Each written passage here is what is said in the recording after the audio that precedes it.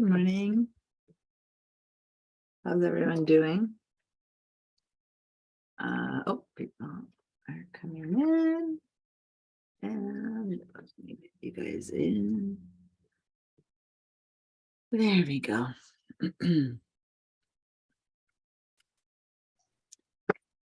Chat up and running. Good morning. Good morning, everyone. Hi, Baker. There we go. Hi, Monica, Andrea, Saul, and Vera, and my son. All right. Nice to see you all. I probably sound as tired as I feel. I slept very little. I have a huge project that I worked on until 4 a.m. I'm trying to get finished, but it's hard when you're teaching all day long and have a big project. When do you do it? Anyway, I haven't heard anyone yet. Can someone say something? Make sure my sound's working. Morning. Good morning. Thank you, Baylor. Now I know at least it's working. I'm just curious, and you don't have to, but what's your project? Is it something Photoshop related, or what's it related? Interestingly enough, no, it's a video. Ah. So yeah, I do use some Photoshop to create some of the materials, but it's a video. I have a couple of big videos that I've been working on. One you guys will see at some point. We are kind of setting up a new way to do teacher evaluations, and at some point we need to ask students to fill out surveys, and students are notoriously not happy about filling out surveys, or if they're happy, they certainly don't do it very often. And so one of them is a video for students that when I completed last week, trying to entice them to please fill out the survey and why and how, and there's some technical stuff. And then there's another one, which is now that I'm working on for the teachers, so they know what to expect and what the process is for when they are being evaluated, without having it be this like dense, techie, scary thing, but more like, hey, no big deal. This is what you need to do. But then there's all the technical stuff where people don't really know how to set up a QR code. What's a QR code? How do you do it? Why didn't you do it? Et cetera, et cetera. So how to sign their papers online, Adobe Sign and stuff like that. So that's the technical part of it that I'm working on. So, but there's a lot of editing, a lot of stuff, and there's a lot of like, oops, I said that wrong. I need to say it again. Anyway, so right now I'm still. Well, thank you. How long a video takes. Oh, thank you for asking. Yeah. All right. Yeah, this is still within the whole City College conversation. It's not a job for outside right now. All right. Okay, hold on. Let me mute myself because I don't know who's arriving.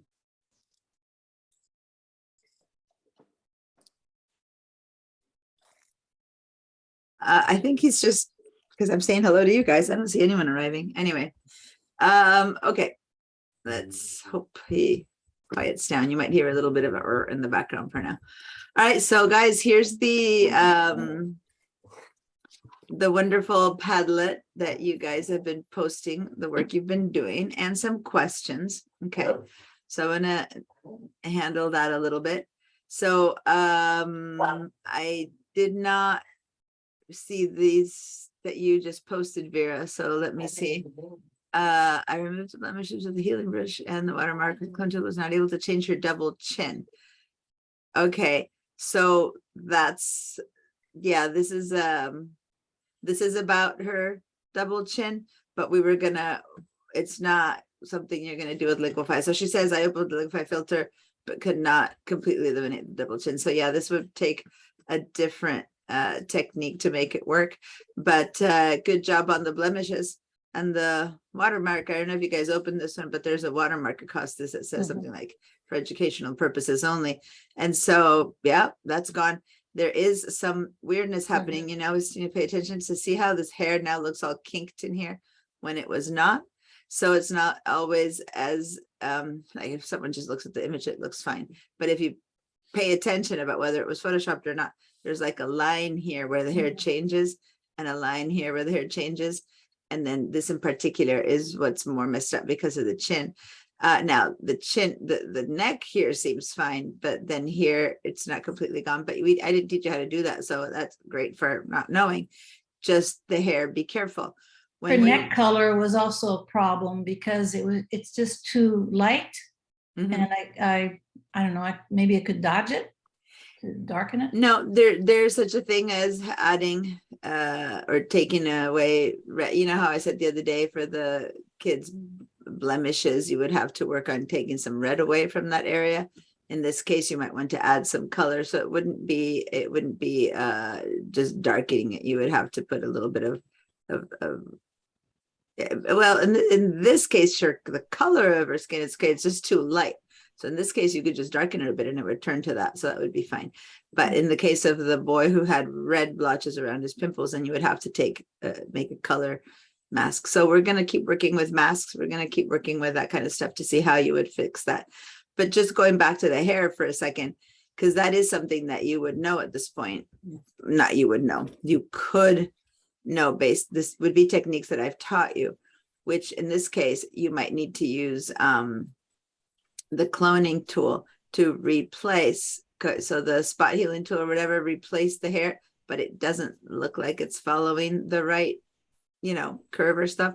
So here you might have to select from places where the curve is similar to what you want and just do a little tiny copy there. And then from here, do a copy there and here, do a copy there, and just kind of keep it going. And in this case, yeah, just keep, this is this problem here, this kind of kinky line that should be straight is what happens with the liquefy when it's you know, at its worst, so to say, when it doesn't do a good job. It does that kind of thing. And you can tell I have I don't think I put it in the handouts for this class, but I have a folder that I put in sometimes. Yeah, it's not in this one. I try to change the files that I offer. There's one called Photoshop fails that I have posted sometimes. And when you open it up, one of the biggest fails that people do is they'll try to make themselves really skinny. And then you'll see, like, you know, so you see this little, you know, waist like this and the curvy hips, the Kardashian kind of thing. And then you'll see the door frame next to the picture they're taking that is doing this kind of weird thing, you know. So that's a typical not very careful use of the liquefy, which, you know, it's magical in some senses, but not as easy to use without giving it away. Anyway, so no, great job at looking at something else. I just saw your little triple mouthed boy. And then this, let me see, I haven't used, yeah, so this one was going to be very hard with just the healing brush tool. But yeah, you said that you painted lines behind the subject. Oh, I see.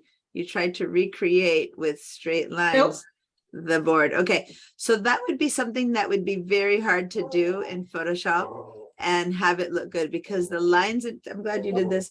The lines tool in Photoshop is a vector tool. So for those of you who've taken some of my Illustrator classes, and this photo is a pixel based image, it's very hard to blend a very sharp tack line, vector line into a background and have it look real. That said, if you bring down the opacity enough and then just kind of break it up with a filter that makes it look a bit dusty and scratchy, you could pull it off to recreate those lines. But otherwise, you need to be careful with the fact that this, if you zoom it in yours, I can't in here, you would see that those lines are tack sharp, and that is enough. Even if you try to blend it in, will give it away that it's not realistic.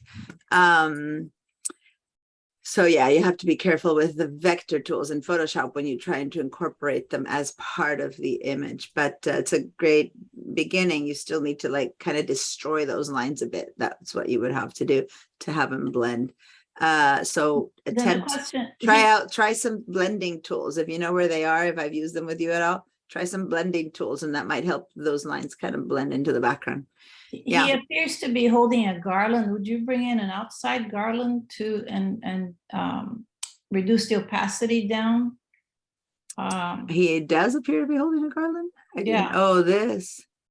Yeah. That looked more like a fancy coat to me. I don't know what it is. I can barely tell. That's how bad this image is. So this one would be, well, if you are good at, if you really know how to begin to blend subject matters in and to make things appear like dusty and scratchy to match this, you could bring elements from the outside. Yeah.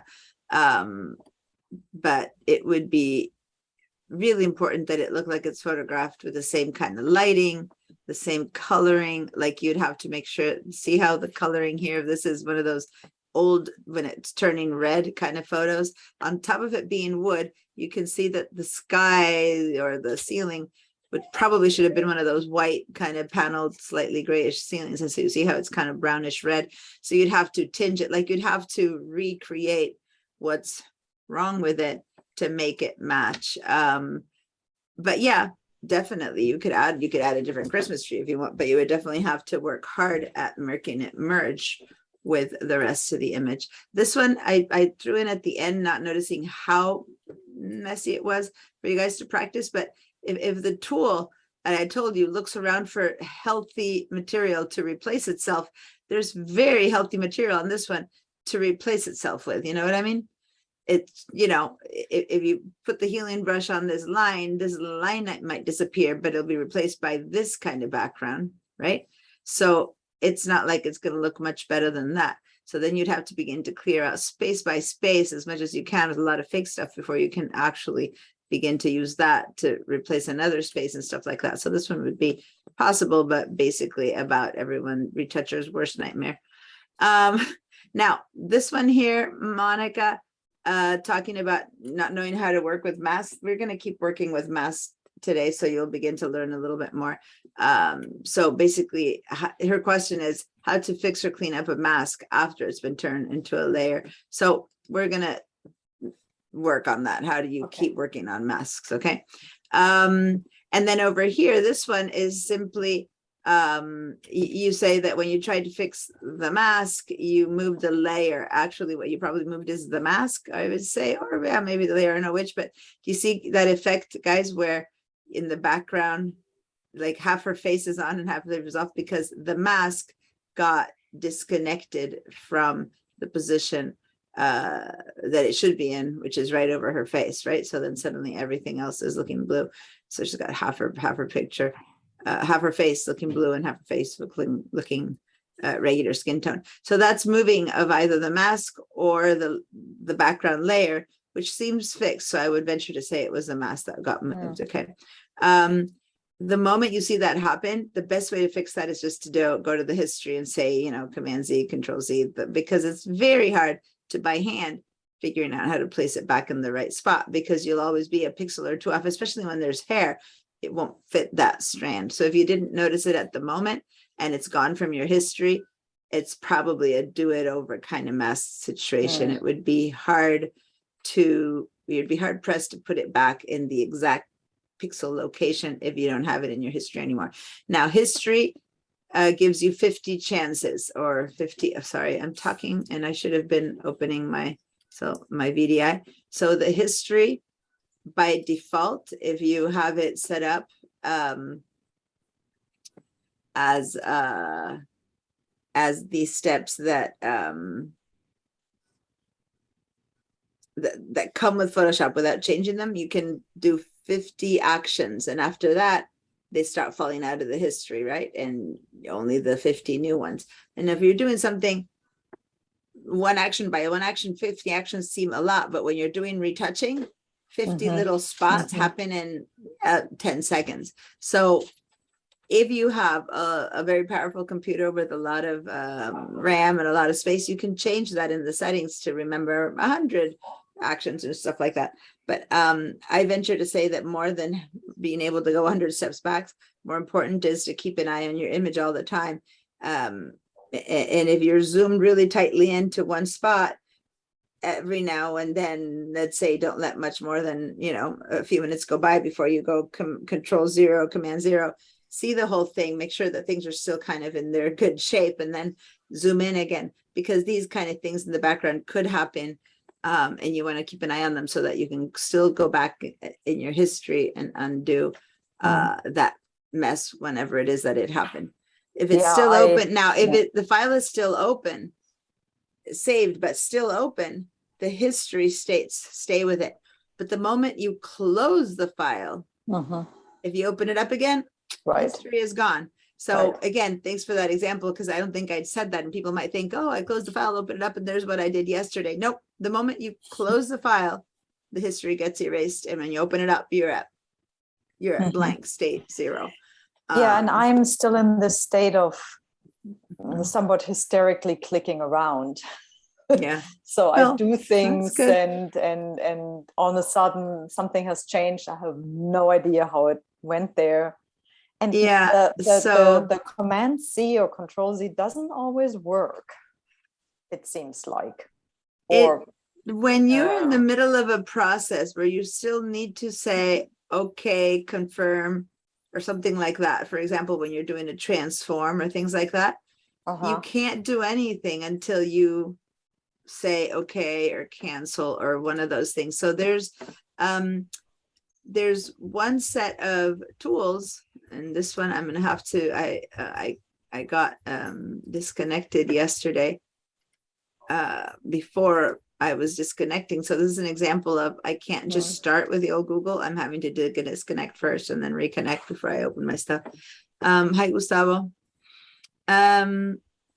So when there's this thing that a lot of people tend to ignore.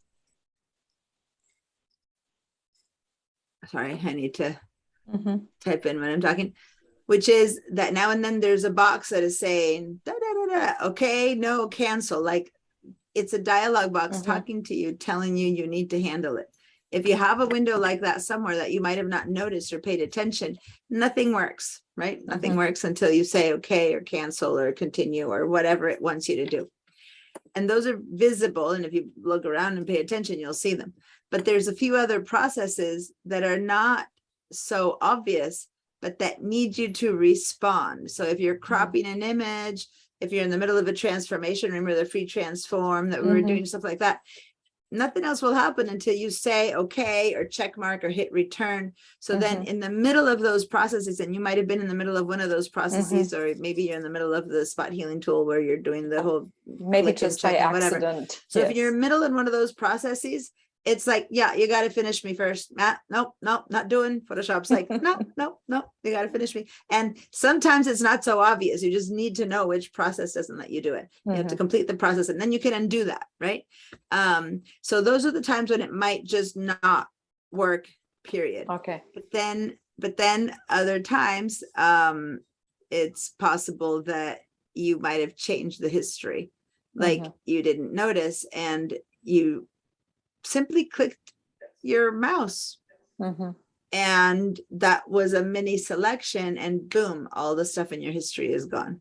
So the moment you notice something happening, you lift your hand off your mouse, just don't do something weird, and then just immediately hold down control, tap the X, and wait and see. Now when I'm in person, I kind of show people, some people, all these shortcuts, you need to operate them, never trying to press both at the same time, but hold down the controller command with one hand, like keep it held down, and then just tap the X while this is held down. If you try to do like this, sometimes they don't, because your fingers do this first, then that first, or whatever. So those are just the little keys that things that I say when people say that the shortcuts don't work.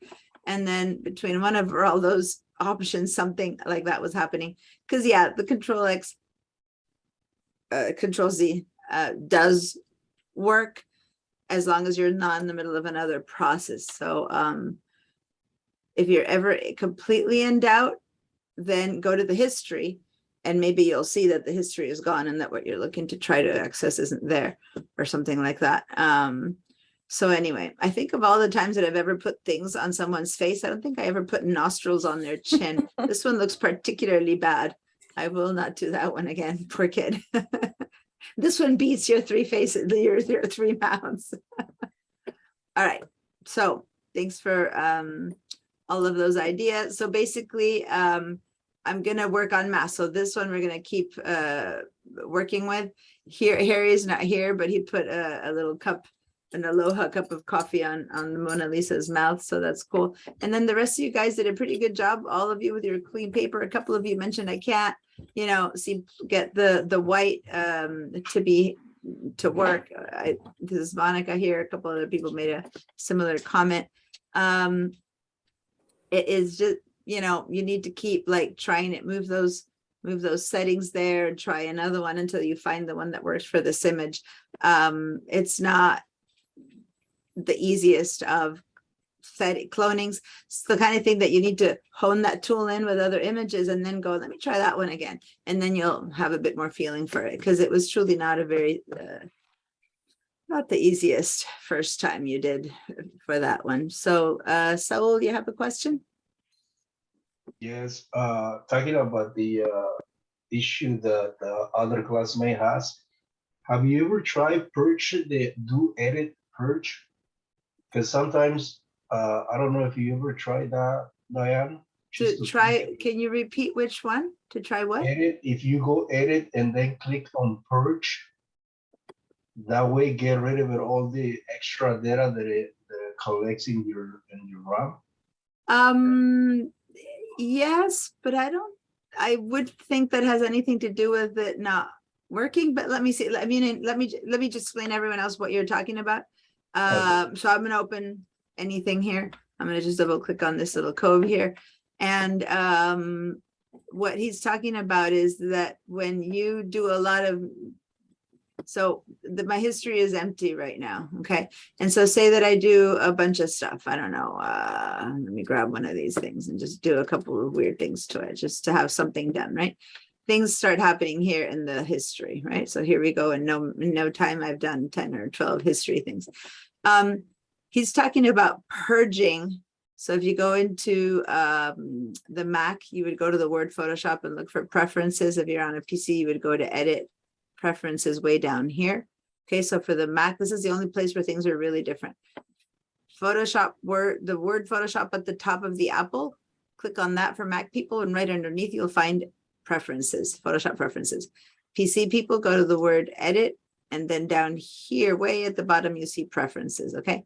So you can open any one of these in particular, but these performance and scratch sticks are the ones that matter. Now, the reason I want to show you that it doesn't matter which one you open is even if you go to general or to whichever one you click, I'm gonna just click on the first one that I find, then you have all the options here again, right? So it doesn't matter if you open the right one. But over here, you have a choice at one point to purge your cache. Is this the one that you're talking about? Yes. Yeah. So you can actually that's one of them. The other one is different. where's the other You one? just go back to edit. Okay, so I'm gonna cancel, edit, and purge. oh, purge. Okay, and purge all. histories and purge all. Okay, so this might help. I don't think that that's at all what was happening to her, but sometimes if your computer is getting really slow, like getting bogged down and things are just not working, it might be that your computer is trying to remember too many processes that are complicated. Sometimes it's really simple process, but sometimes it's a complicated process. All of that goes into the computer's memory and it's trying to hold on to it. And at some point, if you feel like you have one of those little things that spins and doesn't work at all, you can come here and purge. Now, if you do that, be aware you'll lose all your history, right? So this is kind of the opposite because she wanted to go back on her history. She wanted to undo. But yeah, this is a good tool to know about when you're trying to just clean up the computer's stuff that it keeps and hangs on with. You just finished with a really complicated file. You close it, you open another one. The Photoshop still has a memory of all that stuff you did and it's still kind of bogged down. It's a good idea to do a big purge and clean it all up and start with a new one. But it does erase your history. It does erase all of the past and it's like opening it up from scratch. Is So that just The one photo It that you're wouldn't be working on? the, what's that? Is that just for the one photo that you're working on at that time? No, it purges the whole Photoshop stuff, Okay. whatever, when I say purge all, and so anything, if you have a few open, it would purge everything.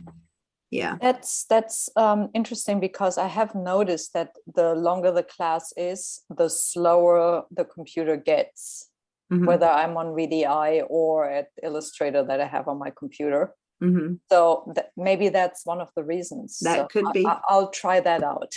yeah, I'll that could report be, back. that could be. A question, does that just Yeah. mean only the photos that are open, their histories get purged, or even if they're not open? No, only what's open. Yeah, no, Okay. well, no, let me just backtrack why I'm hesitating answering that. If it's closed, there is no history to it. When you open it, it's empty. It's the process of saving and closing a file purges all the history of each individual file. Okay. Okay, Okay. By the way, who's speaking on the iPad? Because it's not any of the people whose sound is on. So is that Andrea or no, I think mine says my name, who are you? Andrea. Oh yeah, so I said, is that Andrea? Okay, it's just that your sound is coming from something that's just called iPad. So I Okay. assumed it was Andrea, but I wanted to confirm that the thing called I'm iPad is renaming Andrea. it. That's good. Yeah, that's why I said, is this Andrea? Because it's the only other person I could think it was, but I just wanted to confirm. Your name is on your computer, but the sound is coming from your iPad. Okay, great. Cool. So those are all different ideas of what we can do. I'm gonna close this one because this is not something I was about to work on. And let's head back to Bridge. So thank you for your ideas, your possibilities. Now, I want to keep focusing on mask making, so that, because that's very important. But one thing that I don't want to neglect, and because this is a very condensed class where we have less hours than the normal Photoshop, this is our next, we have 2 more, this is our next to last week, but we do have still 2 more weeks. So we're kind of on the middle of the course, so to say, but I do have to hurry things along a tad.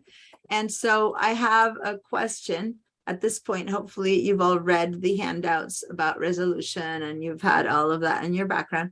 So when I talk a little bit more about the big files and how to change them today, I will go full on into the conversation about how to edit, change the settings for your files. But that was just kind of a disclaimer. I didn't notice that I had saved him into the class files with all his little. I think that was Space me by or thing. accident. No, this one was me. Oh. Because I'm noticing that normally I work off of the class files, but I'm noticing that the Bridge right now is pointing to my drive, which is my Oh, only drive, instead okay. of to the original class files. And that when I saved it to the same folder instead of to my Summer 2 class files. So anyway, never mind. There he goes forever with a little pig nose on his chin. All right. So I want to show you how to work at this point a little bit more with raw files, and then we're going to from there move into continuing to work with masks. Now raw files are very big in comparison to non-raw. Did I spend a little bit of time here talking about raw files yet or not? No, I'm not sure I did. Okay, thank you. I always count on someone who has not taken the class before to be the one who remembers, because others are, you said it at some point, but I don't know in which class. By the way, I'm noticing that not everyone has signed into the chat, so please go to the chat and give me a little hello if you haven't done that yet. All right, so a raw file versus a JPEG, those are the 2 formats that a regular newer phone, both an iPhone or an Android, can shoot raw files if you change the settings on your camera when you're shooting or using other apps. So they can shoot raw files, but not, I think they started being able to do it as of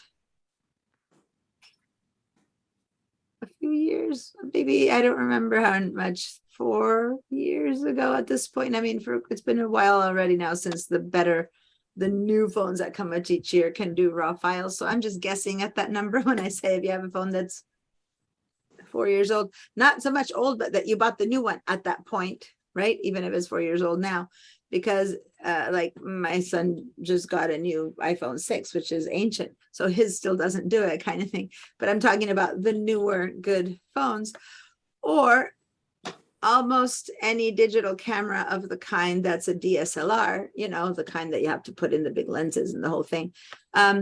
It's the little point and shoots that might still not do it. So what I'm talking about is the possibility of shooting a file without doing any post-processing in camera. So let me explain.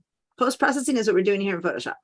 We're making things sharper, tighter, warmer, lighter, darker, whatever it is that we're doing. In this case, we've only been like masking things out at this point and changing their colors, but that's the idea of Photoshop, is to process a photo after it's been taken to make it better, right? Well, when you shoot, the moment you click your button or whatever it is you use to shoot the photo, your camera saves it 99% of the times as a JPEG file. And a JPEG file, so here is an example of a JPEG file, .jpeg, a lot of these are JPEGs. What a JPEG file is right before it gets saved, your camera applies some automatic post-processing to that file. So it doesn't just save the file that it captures, it actually gives it some warmth, some sharpness, some this, some that. So it alters it from what it could be and compresses it to make it be a bit smaller. And so a JPEG file is able to, depending on the camera you have, you can have thousands of cameras in those little cards that come with cameras or in your photos, apps in your phones and stuff like that. All of that is not the same thing as what the initial click could have captured. So the raw option, the raw file, is actually a file that the camera captures and does nothing to it. It's just what the camera captured. Now, since it doesn't get compressed, it's usually a much bigger file, multiple times bigger than the JPEG of that same exact instance. And on top of that, it usually doesn't look as good to start with, because the JPEG has been post-processed, it has been fixed in a little bit. So the direct JPEG, if you compare raw to JPEG of the same exact moment, and many DSLRs, you can press the thing, the go, and it saves both modes at the same time. Usually the JPEG will look more ready to go. And that's a bit the idea. Some people who do choose both, sometimes they're shooting a news or something that they have to immediately send the JPEG for publication. They don't have time to handle it, but then they can go home with the raw file and manipulate it to make it look even better. So the raw file is an image that has not been manipulated, has not been compressed. And because of that, if you actually process it in Photoshop, so for the most part, you have, let me actually add, you have to process it in Photoshop. It's a photo that you can't really use without processing. It can give you a better result, especially in the high ends of the highlights and in the darks, where you have a lot of detail that can be lost if the JPEG has compressed it incorrectly. So you wouldn't be shooting raw at every single thing. You wouldn't be picking up your camera and recording, 20 shots or 30 shots of someone that I don't know how to explain. If you just go to the beach and you go, oh, it's so pretty. We're here with my friends, and you do a little picnic and you take 20 shots. If you do them in raw, you'd have to process all 20 photos. And they're just memories of the moment that you just want to send someone a quick little, hey, look at us today at the beach. You probably wouldn't do raw for that. But if you're actually taking photos of the seaweed and the sand and a portrait of someone that you later want to make into a portrait, like if you really want to work on that photo and make much better for a particular reason, do switch your camera at that point to whatever options it gives you to shoot raw for those photos. And then remember to switch it back to not raw if you're just the typical person who takes photos of just stuff to remember, but that they're not going to be a big deal. All right. So raw is not a format that has one name. So JPEG is JPEG always, JPG. But raw, the last three letters that tell you that a camera is raw will change constantly based on the camera manufacturer. So I'm going to back up here, and in our handouts, I have a little list here. Each camera manufacturer gives their own raw files a different extension. So if you own a Canon, you will have a .cr2 at the end of the raw files that you choose. If you have a Nikon, it will see a .nef. So if you have a Panasonic or whatever it might be, it'll give it its own little endings, right? Depending on your brand. So you'll have to know whatever the one it is, whatever extension your camera puts on it to know that that's your raw file. There's only one here that's consistent to everyone, and that's the .dng, because that's Adobe, the maker of Photoshop and Illustrator and all these programs. It created its own raw extension, which operates a little bit differently than all of these. And technically this is two files in one, and this is one. I'm not going to get into the whole technical issue right now. All I want you to know is that the .dng stands for digital negative, and this is the Adobe raw version of, which isn't, you don't shoot a photo with Adobe, right? Adobe is a program on the computer. So it's usually something that you convert any of these into DNGs, because in this case, you end up with two files, and here you want to have them all wrapped up in one little container that puts them both together. And that's what a DNG is, right? It kind of converts all of these guys into that. All right. You don't need to know the whole technical stuff of it. Just know that if you see a .dng, it's a raw file, or if you see any of those other weird extension names, it's a raw file of a different brand camera. Get to know the one from your own, and you'll be fine. So let's go ahead and scroll to the bottom of all of our files here. And so here I have an example of a .dng right there. That would be a raw file. Here I have another one that's a .dng. I believe I have a few more up at top. I have, here's a CR2. Okay, so that's a Canon .cr2. That's a Canon raw file. Okay, and I think I have a few more up there. So all of those are raw files. What does that mean? On the one hand, if you look at how many pixels I have, I'm selecting this one, the reflection sunset. If you go over here and look at how many pixels, let me put a number, put a little spotlight. Okay, you see how many pixels I have? 3456 by 5000. Okay, so 3,500 by 5,000 pixels is the height of this one. If I find a similar amount of pixels in one of these, this is 6,000, which is many more pixels, but so it's even many more pixels than this one, but this is a 3 megabyte file versus this one is a 22 megabyte file for even less pixels. So see how much bigger file wise. So when I'm saying here 22 megabytes, that is the file size. And this one here in file size is 6,000 pixels, way more than this one, but the file size is bigger, is much tinier, and it's a JPEG. I believe this one probably was compressed as well. I'm not sure. But then over here, I have probably these were taken with a similar enough camera. No. So these don't compare. I'm trying to show you. So this one here is a PSD.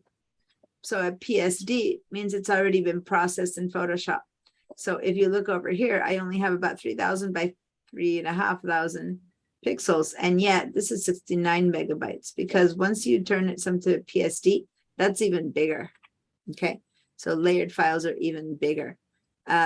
Sometimes if you have a lot of effects on them, they can be humongous. But even if you don't have many effects or layers on them, they just become bigger because they're layered files. So basically your JPEG is going to always be your tiniest file. So here you have 6,000 pixels and it's 10 megabytes. And it's a JPEG, versus here you have, let's say, 5,000 pixels on the side and it's a raw file and it's 22 megabytes. So it's basically a lot bigger. That said, you can work with it more. So let's go ahead and open our first example of raw, which is this one, reflection, sunset, arches. Now, when you are in Bridge, is the perfect tool to use to Uh-huh. open a raw file. I can't find my pictures on my computer. What's that? I lost I don't know which file to go into on Bridge to find my photos. Something and I'm lost. So on the left side of your Bridge, did we make a little shortcut to it? If not, you'd have to share your screen and I can help you find them, because I can't guess. Before I do that, I'm noticing that Baylor had her hand up. Is there something I need to show you before I? No, it was Stop just a sharing. question about a TIFF. What is Oh, it? okay. We can talk about it later. Oh, okay. So hang on to that question while I help Andrea. I've stopped my share. Andrea, can you share your screen so I Yeah. can help you find your photos? Okay. So let me see. Okay. First of all, at the very top, you see the words essentials, libraries, film strip, kind of top middle. There's a whole line. So yeah, go ahead and click on essentials so that yours presents in the same way as mine. And then there I see the second folder up from the top says download summer files. So click on that. And then even on the left, I had already given you a shortcut to it. See on the left where it says favorites? We had made a shortcut to it already. So even had we not done everything you just did, but move your mouse to the left column. And then, yeah, no, you were fine. Down now. Okay, now to the left.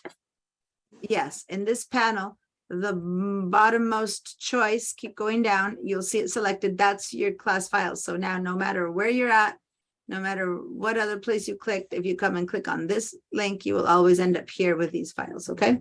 I guess somehow I got out of essentials, so. that Yeah, but was- it doesn't matter if you were or not in essentials. All I'm saying, even if you were in any of the other versions, if you need to find your files, to find them, go ahead and use that shortcut that I made here. So say that you were in libraries here, right? So you were seeing things differently.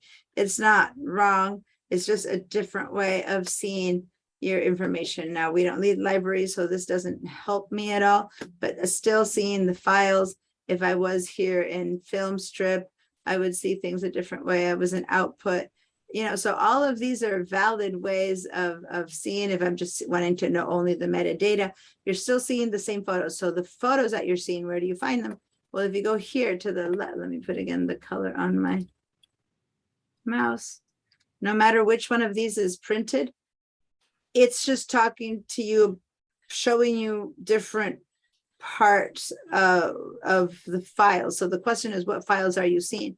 And as you always find in that top left favorites, we made a little link there. So if you're somewhere else, you're here, you have no idea how to find your files, go click on this link that says download summer class files, and that will be our class files. Now, on top of that, if you click in essentials, then you'll be seeing them and presenting the way that I've been demoing. And the idea is that we might all, someone's coming in. The idea is that we would all have the same version of Bridge so that we can work at the same time. But if you only care about the metadata of photos, click on metadata version, and then you click on a file, then over here you get much more detail and focus on the metadata than you do in this one, right? And so that's a little bit why there's different presentations of this window. So that link is the one that matters, Andrea, the one on the left side that we made for you. Thank Okay. you. So TIFF files, here's a TIFF file. And this is an answer to Baylor's question at the very top. At this point, TIFF files tend to be scans, right? And this is a scan of an old photo. Now, why is that? Because scanners basically take photos of your image, but instead of compressing them, they save them. And there's been scanners for years now, and TIFF used to be a very, very popular format. It does not compress files. So these are big files. So it's, so the scanner takes a detailed picture of whatever you put on top of it and saves it in that mode. TIFF is, if you want, similar to Photoshop in the sense that it's the Photoshop document, PSD, what I mean by Photoshop PSD, and that it's not compressed. And PSD can only be accessed by people who own the Photoshop application, versus TIFF can be used probably in other photo applications around the world, that internet or stuff like that, other stuff that handle photos.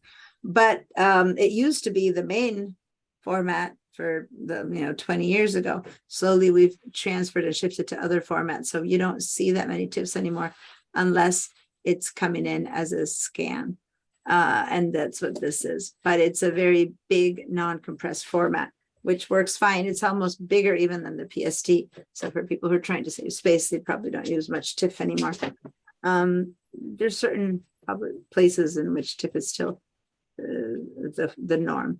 All right. PNG here on the left. So this is the file that I've asked you to see. Since we're working on file, I wasn't particularly going to start on file types, but since I explained that one, I might well explain the one other one that we have here, which is PNG right there. And PNG is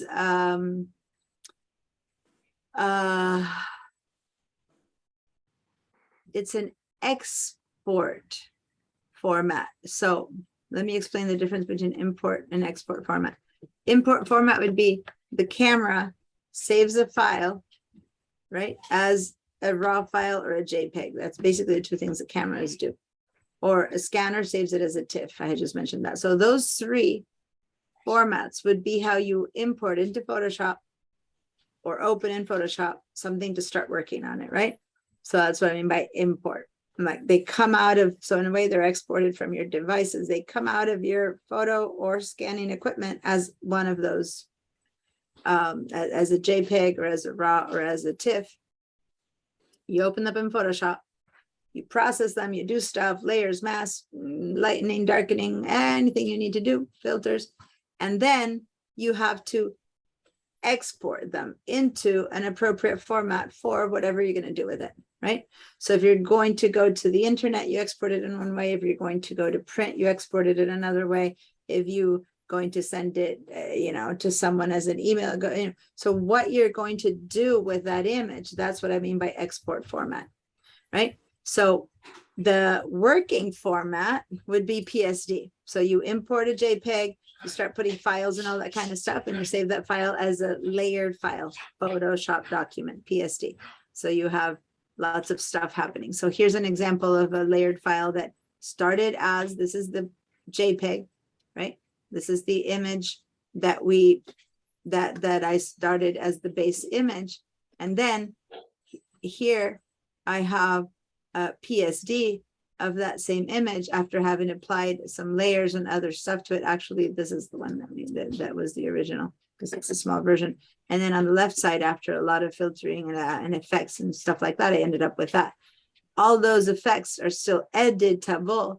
If I open this PSD, I can still go in and change or modify or do whatever I want up until turning all those layers off and ended up with this again.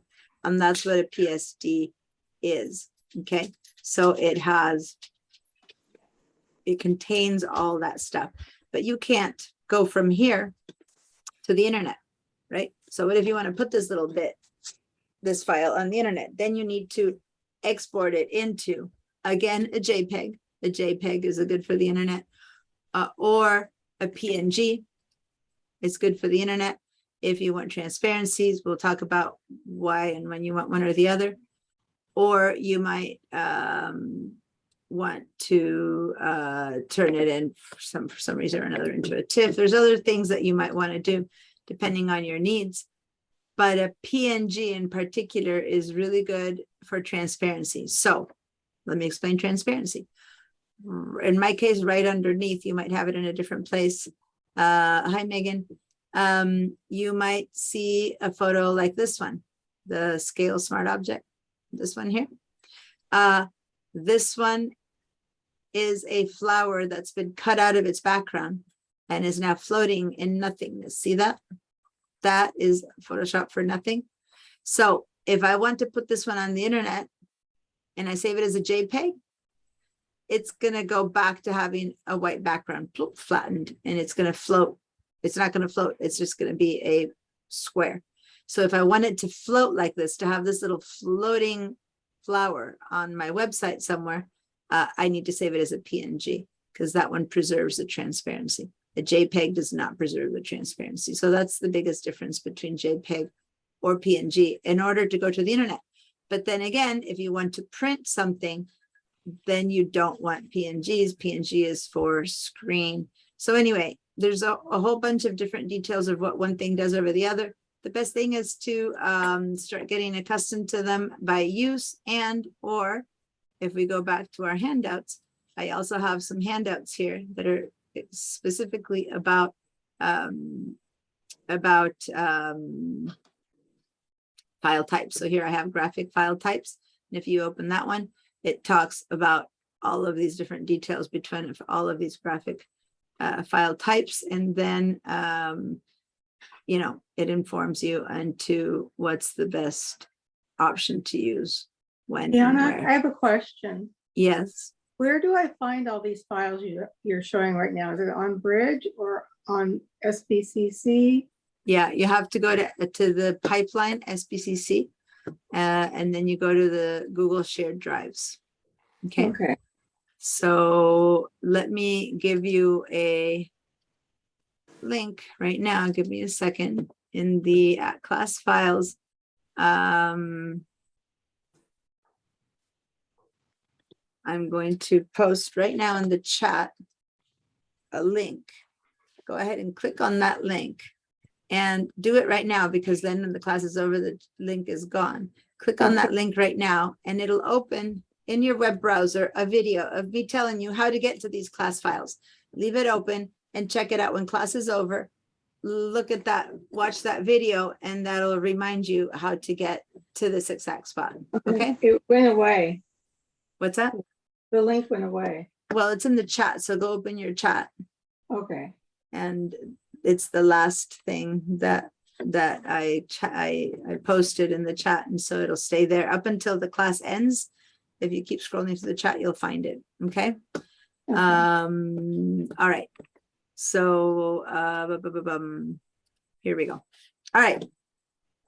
So let's open this Bridge. Sorry, let's going back to Bridge. Let's open this raw file, which we know is raw because we're already paying attention to the down here. It doesn't ever say raw anywhere. There's no such thing that says raw. You're opening a raw file. You need to know because of the extension.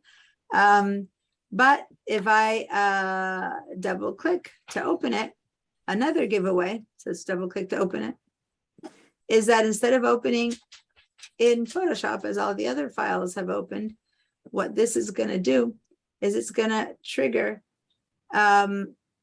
this thing that is opening right now, which hopefully looks like I'm having problems, which is the raw engine, and it's not. Let me stop my share because for some reason it's not coming up. And let's see, sometimes when I'm sharing things are harder. Huh. What is happening? Yikes. Wow.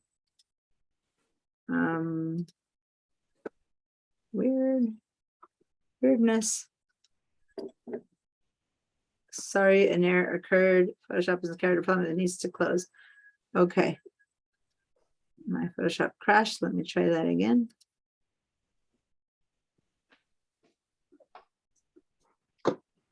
Let me see if it works this time. So I had to close my Photoshop and restart. So if yours didn't crash, you should see something called Camera Raw in front of you, right? Yeah. So let's see. I'm gonna let mine do it without sharing first, and then when it opens up, if it opens up correctly. So Camera Raw.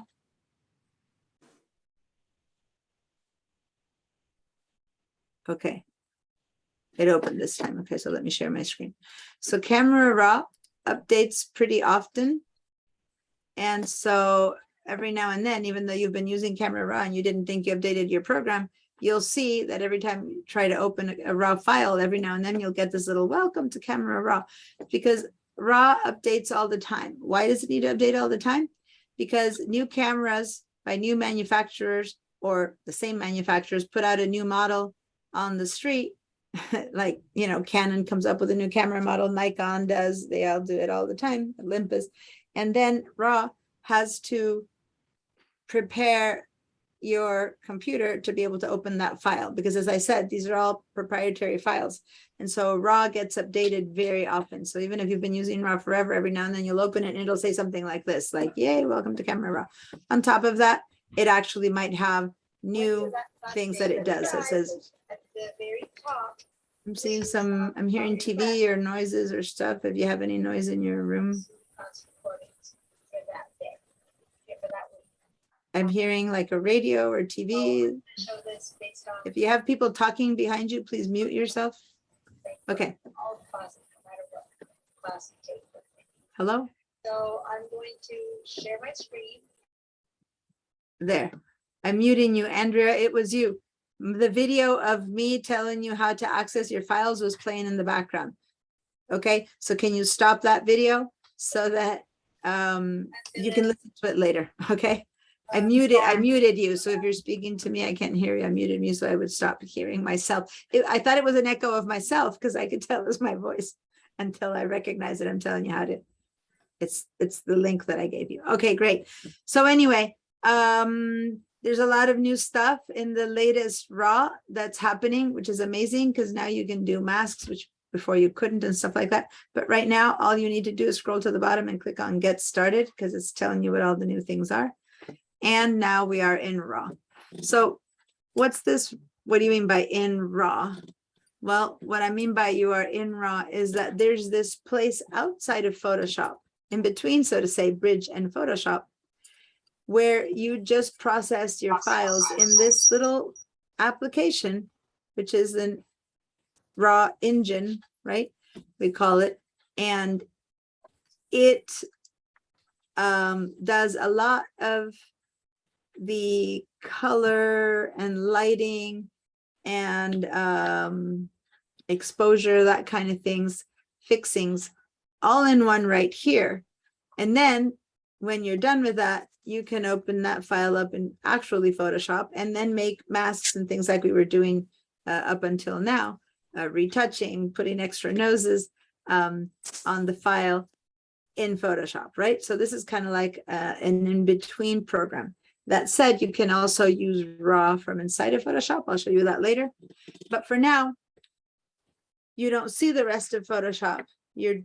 All you've got is this one Raw tool, which includes many different things that you can do to this image. So over here, what we have is an image that you might or not recognize it at first because it's kind of abstract, but it's basically a puddle in a rock at Arches National Park where it's sunset time and you can see reflected in the puddle a lit up orange wall or something like that. So this is supposed to be snow, right? So clearly snow should be white, not murky grayish blue, which is what it is over here. The whole thing is quite underexposed, so it needs more light to be added to it. and we need to make some color corrections so that the snow looks like snow and not like, I don't know. Why this keeps moving. I'm having a, hello. I don't know why it disappeared into the left and to the right. It's driving me crazy. Stay there. Okay. All right. Yeah, like it's good. Like my dog, I was like, don't move. Like it's gonna respond. If I tell Bridge to stay there, it should stop. All right. So in RAW, you can do a ton of things at once to an image. And each one of these names here holds a ton of tools inside of it. So we're going to start from the top down in our process. And the first thing we come upon is a histogram. A histogram is going to be really, really useful to see where the different levels of light that we have in this image and color that we have in this image are placed. And you need to look at a histogram from the point of view that anything here on the left side is your black, darkest parts of the image. And everything on this side of the image is your white and lightest, very much highlights or lightest parts of the image. So as long as there's none of it. If it's not, there's no little mountains above it, but when there's lots of mountains above it, that means there's a lot of it, right? So if I'm telling you this is white and this is black, then somewhere around here is the midpoint of, so from black to white to a very dark gray, so to say, in the midpoint. So if you look at this histogram, do we have a lot of whites in this image? Over here? We have no whites in this image, and an image that's supposed to be about snow. So that's already telling me that this image is probably quite underexposed, because we should be having light tones in this image to represent that snow. On the other hand, we have some dark, right? And that would be probably this blacker parts of this image right here. And then we seem to have a lot of mid to dark tones here, which would be pretty much the rest of this image, right? So they're pretty darkish. They're halfway towards the dark versus halfway towards the light. And that's the rest of all these tones, all this rock, all this stuff. That right now you don't know how to read a histogram, but learning how to read a histogram is one of the best things you can do to actually fix your images. So that's why I'm explaining it a little bit. But one thing you need to know is that you can either click on these two little triangles and have them selected with a little white box, or click them and not have them selected. Click them and have it selected, click them and not having selected. So I'm going to show you what these things do. For now, leave them unclicked, meaning you do not want a white box around them. Leave them unclicked, because first I want to show you what happens, and then it's a tool to help us recognize if something is going outside of the boundaries of the top black and the darkest black and the lightest white that you want, then that's going to warn you if you have it turned on. But for now, we don't want that warning. All right. So now here you have information about the camera and what the shooting, the moment it shot, what the ISO, what the phone, this is all the past. This you can't change. It's what happened with the camera.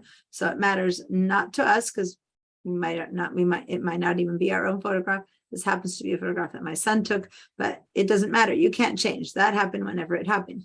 So the first thing you can start doing is here under edit. If you have no idea where to go, what to even begin to do to fix this photograph, one thing you can give it a try is hit the little auto over here and let's see what the computer thinks. So if you click on that auto, it's going to process the image and do something to it. What do you think? Good. It did a lot, right? Pretty good. I don't know that it was perfect or if I could do better or not do better, but it certainly helps me look at the image and go, oh, that's what it's supposed to be. Because before I could barely even tell, right? Now, let me tell you that the auto is a hit or miss proposition. Sometimes it makes your photo much better and you're like, God, done, period. Go down and say, I've got it. For the most part, though, you can do much better because, like, as in everything, your brain, you know what you want this photo to look like, and you get to make things look the way you want. But it's not a bad idea to give it a try. Sometimes it is so wrong. It is the wrongest correction ever because it is so off from what you thought, and the computer doesn't know what this is. It's just lights and darks. So all it did is change the histogram. Look at the histogram. Look at how it changed. It figured this must be snow. Some artificial intelligence made it think that and decided it should be white. So it moved all those lighter parts over to the right where I told you the white is. This is the white point. This is the dark point. So all my dark stuff is now a darker gray instead of black. And all my stuff that was dark gray is now in the lighter tones of white, all the way to white. So all the computer did is fix the histogram, but it doesn't know if this is really a reflection on water or if this is a high-rise building in New York. It has no idea. It just tries to even out your histogram. So sometimes, as I said, it does it rather well. And other times it totally fails miserably. So you don't want to count on auto. You want to learn how to do it yourself, but it's a good thing to try now. If you want to say, well, I don't want to, use the computer's corrections anymore, just click on auto again, and that turns off. So you can just turn it on and off just by clicking on that and then turning off. Another thing you can do is just turn it instantly into black and white, and you click on that and it turned it into black and white, and then it turned it off. But now, although it turned it into black and white, it did it with the photo not corrected, right? So if you look at the histogram, it's a little bit easier to see than the one that was in color. But now you can really see how it's showing you that this is how the computer is seeing a photograph. It's seeing it in a grayscale mode. It's seeing, this is how many whites I have, basically none. This is how many blacks I have. And then I have some very dark grays, a lot of darkish grays, and a ton of dark middle grays, and then done. So now if I hit auto and black and white, it might give you a more seemingly correct looking black and white, because this one just turned it into black and white, but this is the one that kind of tries to correct its colors a little bit, right? The exposure. And then this one turns that exposure into a black and white photo. Now, this is not the best way to turn something into black and white. There's something over here that gives you much better control over black and white. This is not the best way to correct the colors. Over here in basic and curve, we have better ways. But worst case scenario, you can use these buttons to even begin to see where we're going. So now I'm going to turn these off again. So turn everything off, and let's see how we work with this stuff ourselves. I'm going to skip this one for now, because it's hard to change profiles of colors if you can barely even see the image the way it should be. And we're going to head over to the word basic. So let's click on this little arrow next to the word basic to open up all the tools that exist under basic. And as you can see, there's a lot of them. Okay. It's all of these. Basic choice. You're in the same raw that I have. Then look here to the far right, because maybe you already have it open, and it's already there, same basic. And if not, Oh, yeah. okay. So many times basic comes already opened up, and then when you scroll down, the rest are closed. So basic could be that you've already have it expanded. It's not closed. We call it expanded or collapsed. There's collapsed, there's expanded. That's just the word That's what it computerese words. All right. So if I scroll down, even if I had basic set up, if I scroll down, I see the rest of these. But the moment I open basic, the others kind of scroll out of the way. And then here's the very top of the basic. So first of all, I get confronted, I'm going to scroll a little bit, with the fixing the white balance. So if we go kind of top to bottom with these tools, right? It's hard to change exposure, whatever, if white balance isn't right. So white is white balance. It's the tool where what you're trying to do is make sure that the colors in your photo are as neutral as possible. Now, when I say as neutral as possible, neutral light is almost an impossibility. When you are in a sunset, you could probably tell that it's sunset, but you don't sit there going, let me analyze the temperature of the light here.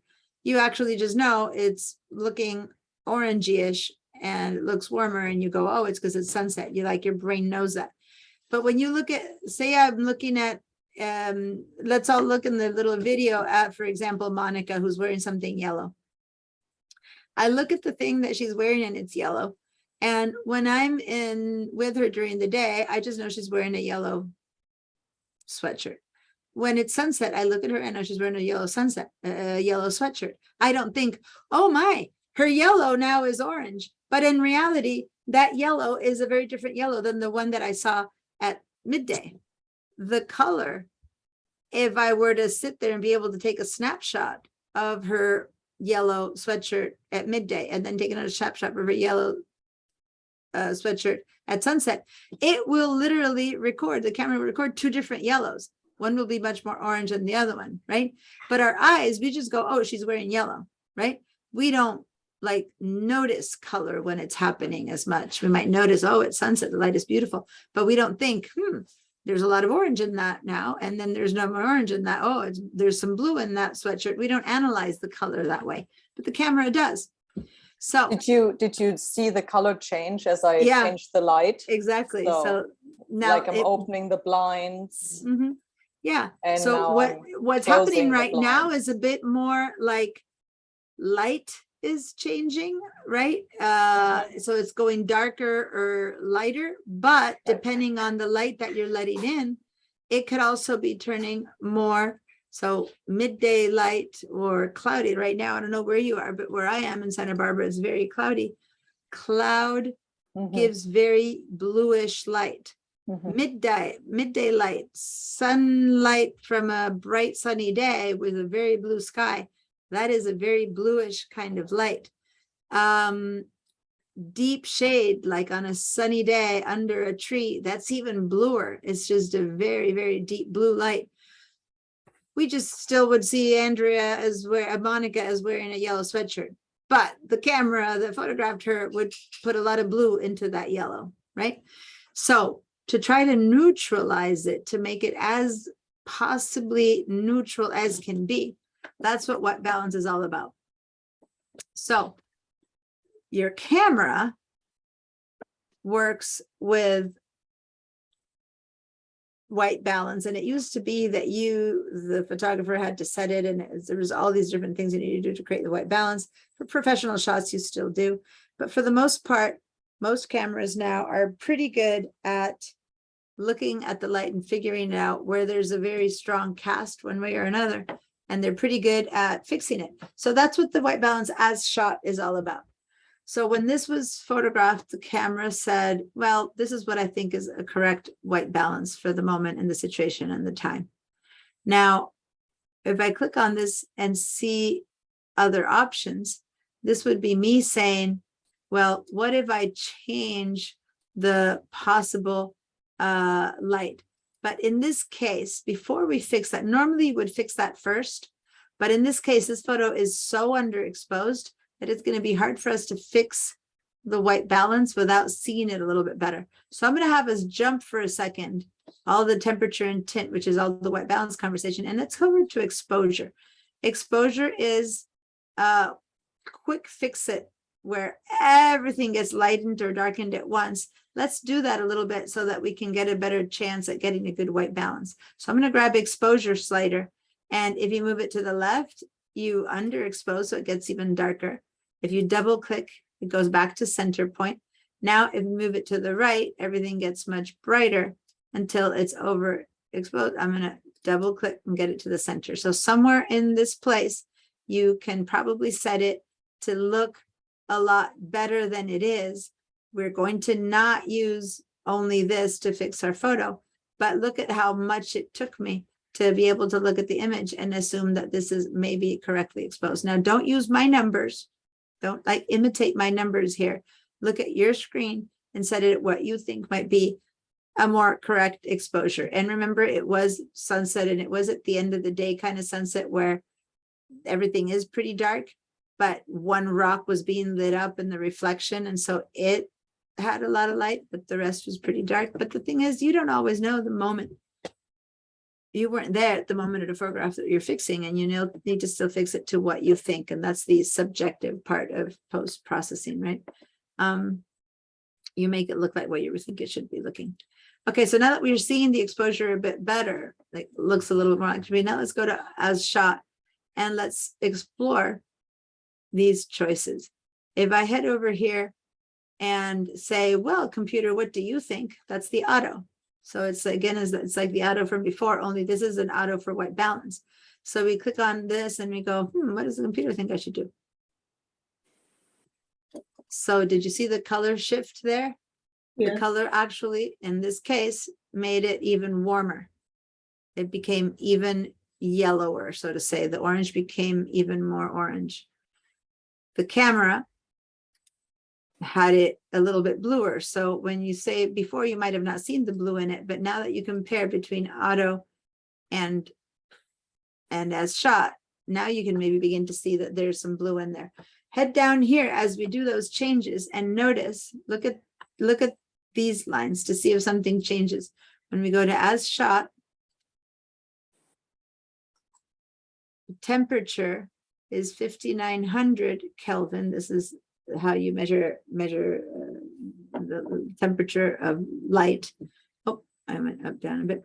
But forget that the technical part of it. Just notice that it's heading towards the blue. Here you have some yellow and here you have some blue versus out. And this and the tint here, which is cast, is at -5. Instead, if I go to auto, this went from 5900 to 7500. So if you don't look at the numbers, just notice that we're more in the yellow and that the tint went down to 0. So what's changing is the light temperature and the color cast, which goes from green to magenta. So those are the 4 colors that will make the image look better or worse according to the light. So the way these options work is the computer decides that you need to tell it, this was shot in bright daylight. Then, since bright daylight is pretty blue, it's going to try to correct for that blue. So if you say, yes, at that moment it was bright daylight, it was not in this case, but say you say that, then it'll correct and see how it made it bluer. Then you say, no, the moment that I shot this, it was very cloudy. It's going to make it less blue. It's going to correct because it's going to say, oh, well, then you need to take some blue away. If you tell it, oh, it was very deep shade, it'll make it even more orange. It's trying to counteract for the light being very blue, so on and so forth. So this is what you're doing here, is telling it, it was tungsten lighting in the moment. Boom. Tungsten lighting is very green. So now it's trying to counteract for that tungsten lighting. Since lighting wasn't tungsten, it's doing a bad job, right? But if this were tungsten lighting, you know how tungsten lighting is not very green, sorry, it's very orange. You know, remember tungsten lighting is a light bulb we use the rest of our lives until we have LEDs. And I don't know if you remember, but that light was very, very warm, very orange. And any photos taken indoors, everyone looked like orange. So the computer is giving you a lot of blue to counteract that orange light. Since it wasn't tungsten lighting, it just looks blue. Fluorescent lighting is very green. So now we're going to add a lot of magenta. So see, it went into the magenta and everything looks reddish. So anyway, this is just, it was a flash. Flash is trying to imitate midday light. So it's a bit more accurate. And then custom, you don't choose custom. Custom is what happens if you grab any of these sliders and do whatever you want with it. So you say, no, I want to move it here. I want to move it there. So this thing turns into custom. All right. So how do you know what is the correct setting? That is the art of white balance. First of all,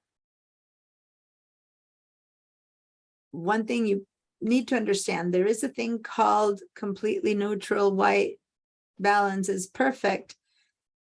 Technically very hard to achieve by someone who isn't a color technician, but it's possible. But B, in any situation, this is art after all. And you get to choose if you want to make this be a very murky, cold looking dark image, or if you want to make this look like, hey, I was a very sunny, bright, sunny day and everything is nice. It is very subjective. So you need to make it look the way you think it looks best. If you know the circumstances of the image and when it happened, then you can make it try to match what you really remember. But other times you might want to use an image and really skew it and go, no, I want this photo to look much scarier. So let's make it look all darker, and even if it wasn't dark in the moment. So post-processing is a matter of choice. There is one tool here that would help us if we really, really want to try and get the most correct color balance. I'm going to go back to as shot so that we all have the same starter point, which is this eyedropper. If I want to use this eyedropper, I need to click it on something that should be neutral, right? So white should technically be neutral. Now I'm saying technically because this was a sunset moment. So at sunset, even though this is white, it probably wouldn't have been neutral, but I'm going to use this little eyedropper and click on something that should be white. And it's going to change the image to what it thinks might be a right color correction.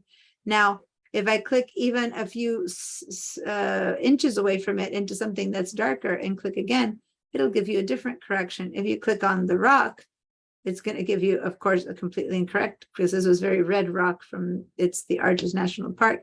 If you click on something that's not supposed to be neutral, it corrects it for something that's totally wrong. So try to look for something not pure white that has no detail, but for something that has detail. And the ideal choice is a middle gray tone.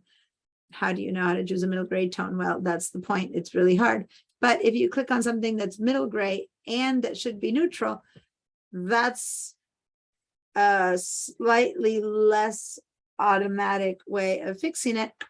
But in this case, and I was there when this photo was taken, this looks pretty accurate because it was actually sunset. The snow wasn't bright white. It was tinged with warm tones because of the sunset light. So I kind of like this. Now notice that whatever I have here is different than what you have, because even if you move this by a bare few pixels, the numbers will be a little bit different. So this is where the subjectivity comes in, where you go, you know what, that's probably good enough. I like it there. I don't like it there. I want to move it there, but I want to take a little bit of the magenta out. I want to move some green. So you play around. I'm going to leave it. I think this still has a bit too much magenta. So I'm going to go ahead and counteract the magenta. I'm moving a little bit over to the green and taking some of that magenta out. I think that looks a little bit more neutral now. And that's about what I'm going to do for the white balance. Now, my numbers here are going to maybe not match with yours, but as long as you think this is looking pretty good and neutral to you, then that's good enough. Let's go and turn the eyedropper off by clicking on it again, so that you don't have an eyedropper at the tip of your mouse the whole time, because if you do, then you'll keep changing this again and again and again. So you want to turn that off.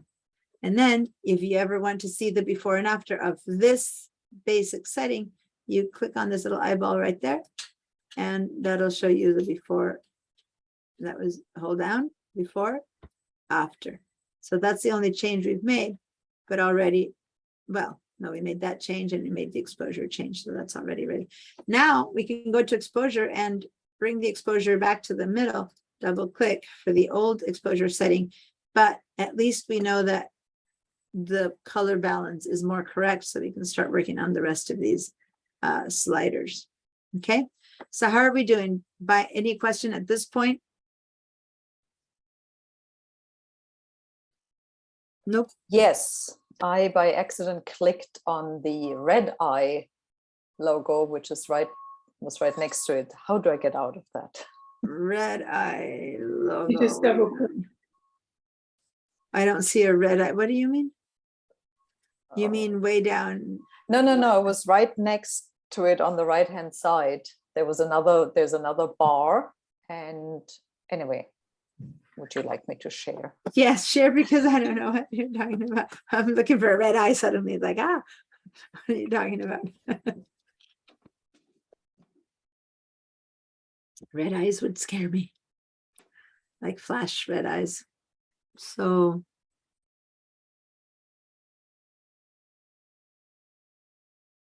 Yeah, go into, no, go into photo, go click on. Did you close? Go to Photoshop. There you go. Oh, okay, you're right. I'm not showing those tools. Why are those tools of mine not showing? How interesting. Yeah, I should have those tools on the right side and mine are not showing it. So, yeah. So just go back up on the place where you see that red eye tool. Go up to the sliders, and that's your, no.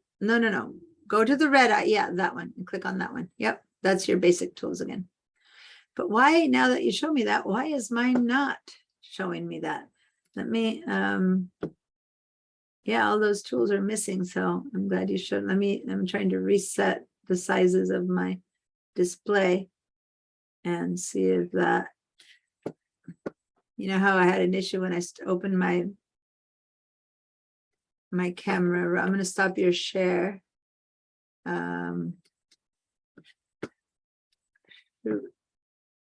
I've lost when I tried to reset it, I lost my whole connection.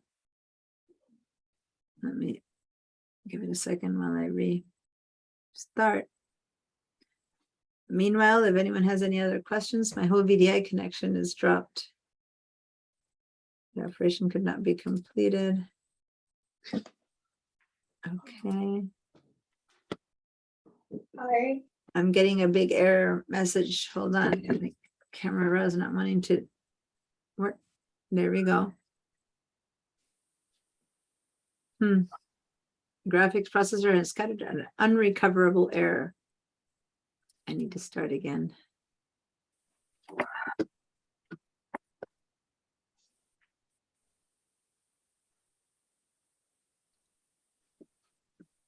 Okay. So the tools are much smaller now, but at least I've recovered them. Let me share my screen. Okay, so here I am. So everything is a bit tinier, but here's my tools now that she was showing that, yeah, for some reason I was showing something very expanded and you couldn't see my tools. All right. Where was I? Oh, we had just corrected as much as possible the color balance. So it ends up saying custom because we ended up using the eyedropper. And then I had told you to bring the exposure back down to 0. Okay, so let's do that. Now, let's head up. Dana, Yeah. sorry. And Yes. you mentioned you're going to talk about the box on that diagram or the two the white and black. Yeah. Because you asked us on highlight. To turn them off. Yeah. Yeah. So for now, I'm going to explain those now. It relates to these sliders. Oh, okay. So, and now let me explain these sliders and then I'll tell you about those two guys there. So put your exposure, however nice it looked or didn't look, put it back to 0. And again, just double clicking it jumps it straight back to 0. So that's the easiest way. Otherwise you have to like go all over the place trying to find that 0 and it's hard to find, but just double click it, make sure it says 0 there. Okay. Now, between this line here and that line here, so it's these 4 sliders: exposure, contrast, highlights, shadows, whites, and blacks. Those are the main ones that we're going to use in order to get the lighting. So we're not talking color, we're talking lighting of this image to be as correct as we can. Now, the first choice, exposure. Oh, this comes with me. The first choice, which is exposure, is usually not the first tool you should use. The problem with exposure, it's like trying to create a delicate flower out of marble and starting with a humongous hammer, boom, and breaking it all apart. Like, you want to be delicate with these tools. I'm glad, Monica, that I make someone smile this time in the morning when I have barely slept and I figure some of my jokes are coming through. All right, so here you go. Why do I call it a humongous hammer? Because it affects the entire image all at once. If I move it, as we already saw, to the right every single thing gets lighter all the way to the top. Look at what's happening to the histogram here. All my tones are becoming white, everything all the way to the end. I've basically moved every single one of these little mountainy pieces all the way to the right. And for the most part, everything turns right except for what was really, really black, which is somewhere here. Now, if I double click and move it to the middle, if I move it to the left, everything goes dark. And in this case, I do manage to get pretty much almost perfect black. There's a little bit of lightness there, right? So there's a histogram with almost perfect black. I'm gonna double click again. Most of the times in a photo, unless the exposure is truly wrong, most of the times you want more subtlety, which is the rest of it are more subtle, where you only move the shadows to the right or to the left, and you only move the whites to the right or to the left and stuff like that. But it's very hard to do that. And I'm going to bring all those back down when the exposure truly is incorrect. And in this case, the exposure truly is incorrect. And I do believe that, yes, everything to the right is probably not a bad idea, right? So in this and only this case, let's start with actually moving the exposure to the right, but not as much as we did before. Let's move it to the right, just enough to break open a little bit those shadows. And when you think that the rock kind of looks like a dark rock at sunset when the light isn't on it, is about right. And again, as I said, like how scientific is for me to tell you it's about right. You know, it's very subjective. So whenever you think that that's probably about right, then stop. Don't go overboard to try to make the whole thing look okay, because then you're definitely going to be killing that snow. So let's do as least as we can to make it just open up for us to think, you know, that's not a bad starting point. And then leave it there. Less is better than more in this case. So I'm just going to move it to about, yay. Later I might need to move it more, but I'm basically putting it at 1 point. So I'm really leaving it kind of dark, just breaking up that initial intense darkness that we had. All right. I have one more caveat to talk about before I continue, which is whatever you see and whatever I see on our screens is different. I assure you it's different. So what I am setting mine at might be the wrong setting for you. How's that possible? Well, because screens aren't all calibrated the same. And this is the typical example. You walk into any TV store and look at every TV is showing you the same movie. And in one it looks greener, and when it looks darker, and when it looks yellower, and when it looks bluer. So that's the calibration of that monitor, of that screen. In this case, your screen might be correctly calibrated and or it might not. And you'll never know unless you actually own a color calibrator to calibrate your screens, which if you're going to take any of this seriously, you should do. I have this one here. I don't know if you can see, but this is the SpiderX Elite, and I calibrate my screen about once a month. Some people are crazier about it and do it once a week. Other people do it once and never again and assume that their color is right. And I can assure you it is not. But 90% of you guys, sometimes I do have some photographers in here who might own one. Most of the time people don't own one, in which case you just have to trust your screen, right? So trust your screen and fit it to whatever you think is best.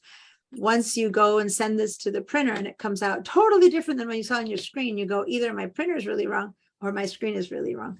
So you can't tell. But if you send it to print to a professional lab, so say you sent your photo to print to a professional lab, that's when you can begin to, whatever comes back, you look at what came back from the professional lab and you go, wow, everything that I thought was really red and mine is really blue. Then you know that you need to really skew your photo more towards blue so that when you send it to a professional screen printer, it'll come out looking normal and neutral, right? At that point, you need to buy a calibrator. Yes, Andrea? So I was just looking it up, and on my laptop, it says that I can calibrate my color in my control panel. But you're Yeah. talking, are you talking about an app? Yeah, the calibration that you can do in the control panel it's kind of automatic. So if you follow the instructions, you might get it a tad better than it is. But unless you're really trained at understanding color casts, it's going to be very hard to do that. It's better than nothing, let's say, but it isn't really accurate. Okay, so But in it's a case it's software really program. skewed, it's not a bad idea to try it. This that I'm telling you is not a program, it's a machine that you actually put against your screen, and it reads the colors of neutral tones, and then it moves all those settings in your computer that your control panel would be moving, and it accurately adjusts it to be neutral. The best you can do if you don't have one of those machines, they're expensive. This one here, it's about $400. You're not going to willy-nilly buy one of these until you're really doing this professionally or for real, because maybe you sell your photos. Maybe you really want to invest in something to make your photos come out well. Most of the time people don't. So the best you can do at this point might be, yes, to use the automatic thing that comes in your computer. There are some cheaper, I think the cheapest you can go to get a good working color calibrator, you probably need to start at $250. And it goes into the many thousands. So mine is average good. It's not the best, it's not the worst, and it cost me about $400. So yeah, it's not something you just pick up and say, oh, let me get one today. All right, so here we go. That's about as much as I want to go up. So basically break the shadows, and then let's explore what the rest of these are. But before we actually look at the number you just chose. So I chose 110, so I don't have to decide on this one again, since we already spent some time on that. Now let me show you that setting that I mentioned that Mason said, hey, you said something about those triangles. So let me show you that setting. Look at the histogram. Notice that I have nothing touching the end of white, nothing really touching the very end of black. Like I don't have a mountain. When I mean nothing, I mean I don't have a little hill in any of these ends. Now just watch this, okay? Watch my histogram and watch my movements. Don't do this yourself. If I move everything to the far right, once I get to about there, see how I still have a little bit of a curve where I've made many of my things white? Don't look at the image. It's not about how the image looks. Just look over here, my histogram. And I still have a bit of a curve there. The moment I made things a bit whiter, suddenly it goes boom, and it goes straight up the line. See that? It's going straight up the line. What that means is that I've gone from having whites that have some texture. So I made everything white, but if I pay attention to that whites, it still has a little bit of texture. By the time this goes up that whole right side like a wall, what I've done is I've got my white with no texture. White with no texture. If this were to print, this would just not even have any ink. It would be paper white from the photo paper, right?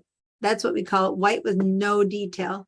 White with detail would be a little bit lower here, a little bit lower when I still have a little bit of curve to it. That's white with detail. If I print this, I would have some faint markings here that would tell me that there's some texture to this white. Does that make sense? Now, it's a bit hard sometimes to tell if you have reached that white with no detail or you have not reached that white with no detail. Let me put this back in the middle and let me show you the opposite way. If I go to the blacks right now, if I double click on my black right now, my white seems, my black doesn't seem to be going up the wall. But the moment I start going to the left, very quickly, some of my black is not starting at the bottom, but going up the wall. And as I hit the left more and more and more, basically I've got that black without detail. So if I have black somewhere over here, meaning it's in the histogram, then that black will still have detail. We'll still have an idea that that black is part of a rock. But once it becomes black with no detail, it'll just be pure a sheet of ink that gives me no texture at all. Hi Sue, how are you? Hey, All right, so we want to avoid black without detail and white without detail. So if you can't tell if you've reached black without detail, white without detail, that's when these two little guys become handy. Let's click on them now so that there's a white box around them. And now watch again, just watch me. I'm going to do the same thing I did before. I'm going to go to the right. And then the moment that I begin to hit white without detail, which is right there, look what starts to happen to my image. I start getting this like painted red stuff. That's the warning that it's telling me that I am clipping my highlights. That's what's it called. When you clip your highlights, it means that you've gone into white without detail. You've clipped them. So it's telling me that these little hills of snow, this is still white with detail. This is not, which without this clipped warning, if I had turned this one off, I wouldn't tell the difference between that and that. They both look white. But with this clipping warning, it tells me those places there are going to be paper white. They won't have detail in the snow when you print this. So you need to back off. So you kind of back off a little bit until all those little red splotches disappear. There's still some back there, and boom. That is the highest setting I should put my whites in, where I still have white with detail. And see how I still have a little tad of a curve to that. I'm not going against the wall, but sometimes that's a hard one to distinguish. And the clipped light warnings turn things red when I've got white without detail. If I see any of that, I know I've gone too far. I need to back up. Does that make sense? Because otherwise our eyes can't really tell. Now, same with black. If I go all the way to the left and start moving backwards, I've already got these things turn blue instead of red. And I've got a few little blue marks up there. The more to the left I go, all the way to the left, then I start seeing this, all these blue lines. Those are the warnings that those areas where I'm seeing blue splotches, this is still black with detail. These splotches are black where the black became just flat black with no texture, where my blacks have been clipped. Okay, so it's the shadow clipping warning. This is the highlight clipping warning, and this is the shadow clipping warning. So I want to back off if I want to darken something until I don't see those clipping warnings. Okay, now it's not going to say that the rest is correct. It's just that I'm not clipping any of my blacks. So keeping those on all the time as you move the rest of the sliders will help you avoid clipping your highlights or your shadows. So now I'm going to bring it back to the middle, and then I'm going to take this back to that spot that I had decided was kind of a good starting point, which is at about 110 was for me as a good starting point or so. And if I keep these clip warnings on, I'll keep an eye on everything that's happening. And if at some point one of the other sliders that I do makes me have some bright blue or bright red stuff appearing in my image, then that I know means that I've clipped my whites or my darks. So let's leave them on and we'll pay attention to that and see. Right now I can tell there's nothing in the black histogram in that area, nothing in the highlights here. So we're doing fine. All right, so starting with that setting, and by the way, Sue, we've opened this image called Reflection Sunset, and we're working in Bridge, and we just started. I'm explaining the basics of raw yet at this point, which you know about, so you can just go ahead and get to this point quickly and then catch up with this. All right, so let's say that in this case, this image did need some exposure correction, so we did do it. Contrast is also useful, but many times kind of like exposure, a bit too much, because what contrast does is it operates equally amongst the whole image in the sense that you have no control over how much it does or doesn't do. So if an image needs more contrast or less contrast, what happens is that for more contrast, your dark image points of your image get darker and your light points of your image get lighter, thus increasing the contrast. If an image is too contrasty, then you go to the left and then your dark things get lighter and your light things get darker. So everything gets flatter in an image. So in this case, if I move to the right, I'm going to increase my contrast. So I'm going to move it all the way to the right. And it's usually to really see what a tool does, not as a final setting, but to see what a tool does, it's good to just go all the way to the far right. And then you can see that my darks got darker, my lights got lighter. And I'm going to move this to the middle by double clicking on it and see how now it all appears kind of hazier, flatter. If I do the opposite and I go to the left, then everything kind of looks kind of flatter and no contrast. And that's because my darks lightened up and my lights darkened, and it all went so. So if you look at the histogram, when I double click, this histogram is already a little bit off, of course, because we know it's but look at what happens when I do contrast. My darks are going to get darker and my whites are going to get lighter. I'm going to increase the contrast to the right. You see how it's spread open like that? Weep. Whites got whiter, darks got darker. I'm going to double click. Versus if I go back that way, then we get a higher mountain in the middle where all the colors compress into the middle of the histogram. I keep showing you the histogram so that you guys begin to learn how to read it, not because I expect you to completely understand it right now, but when you move these sliders, your histogram changes all the time. I'm going to double click and leave it in the middle, and I'm going to show you a much better way to deal with contrast in this case, which is these 4 sliders. So let's leave that contrast untouched, and let's see what these 4 sliders do. These are called highlights, shadows, whites, and blacks. Now watch my mouse, not yours, and look what I'm going to do. When I touch the histogram, there's these like gray bars appear up there. And do you look at the word that appears here where I have these numbers? The moment my mouse goes up here, in the middle, it says exposure. When I move to the right, it says highlights. When I move farther right, it says whites. Do you see where I'm talking about? Yeah. Whites, highlights, exposure, which is the middle tones. And then I go to shadows and blacks. So when I move those 4 sliders over there, if I move my black slider, I'm going to be affecting all the pixels that are under this area.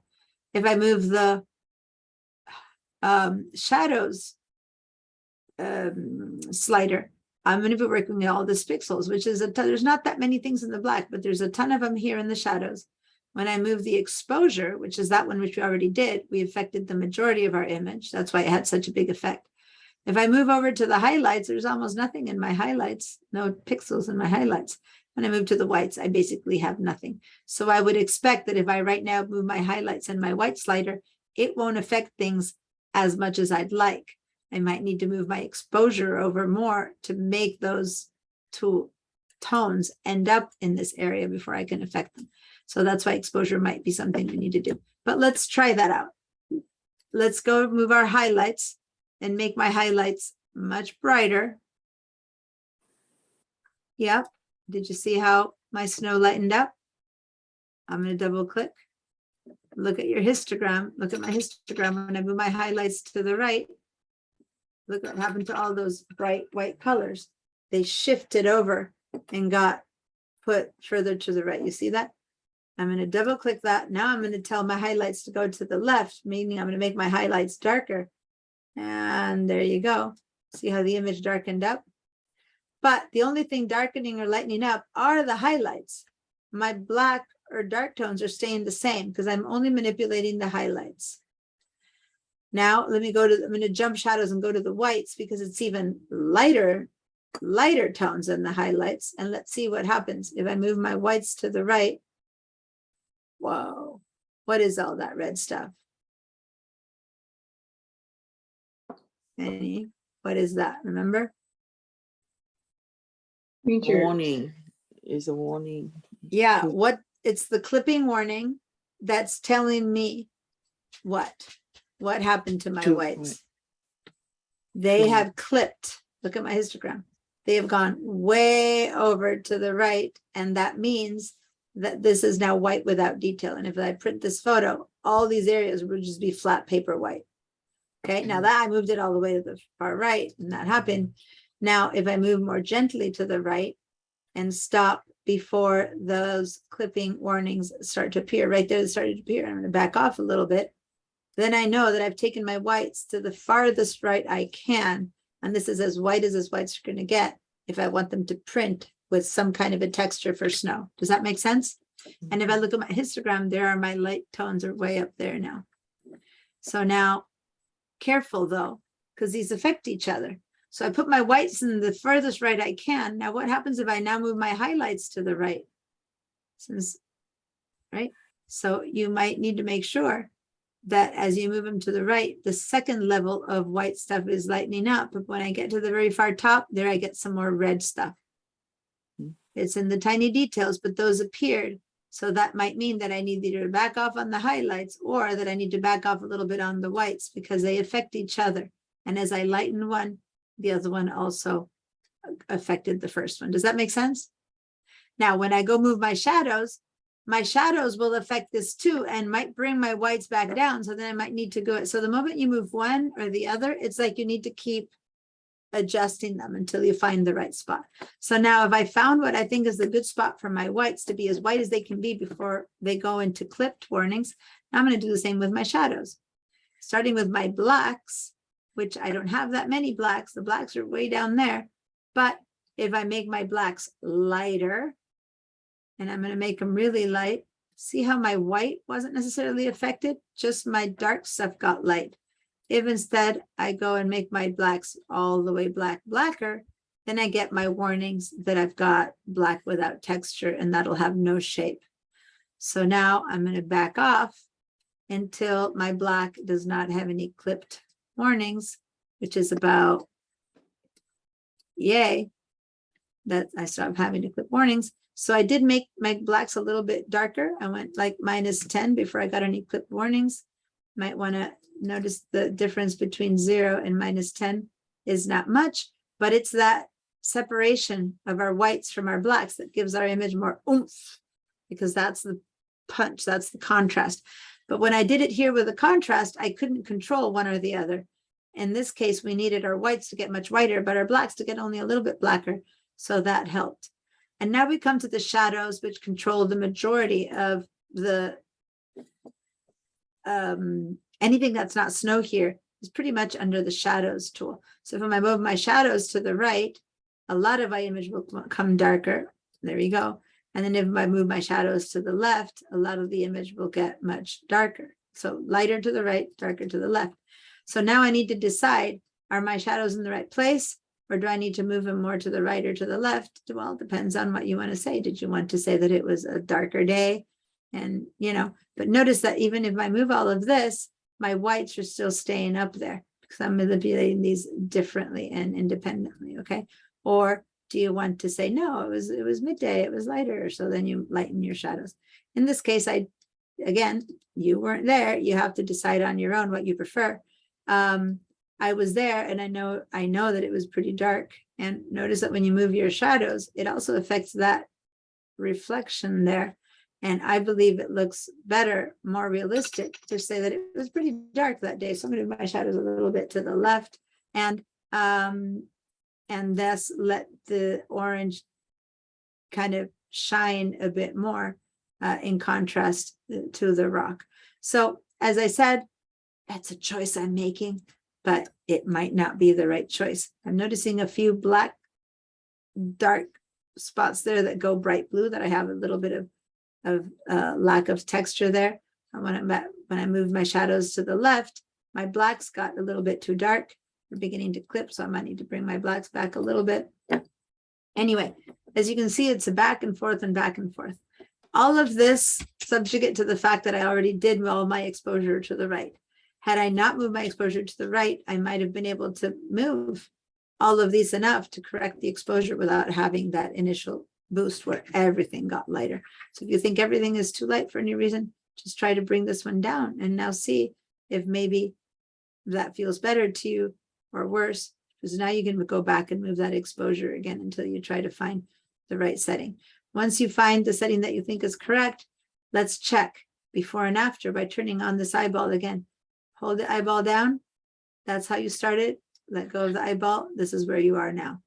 Just by moving a few sliders, that's the difference we made in this image. Pretty powerful, right?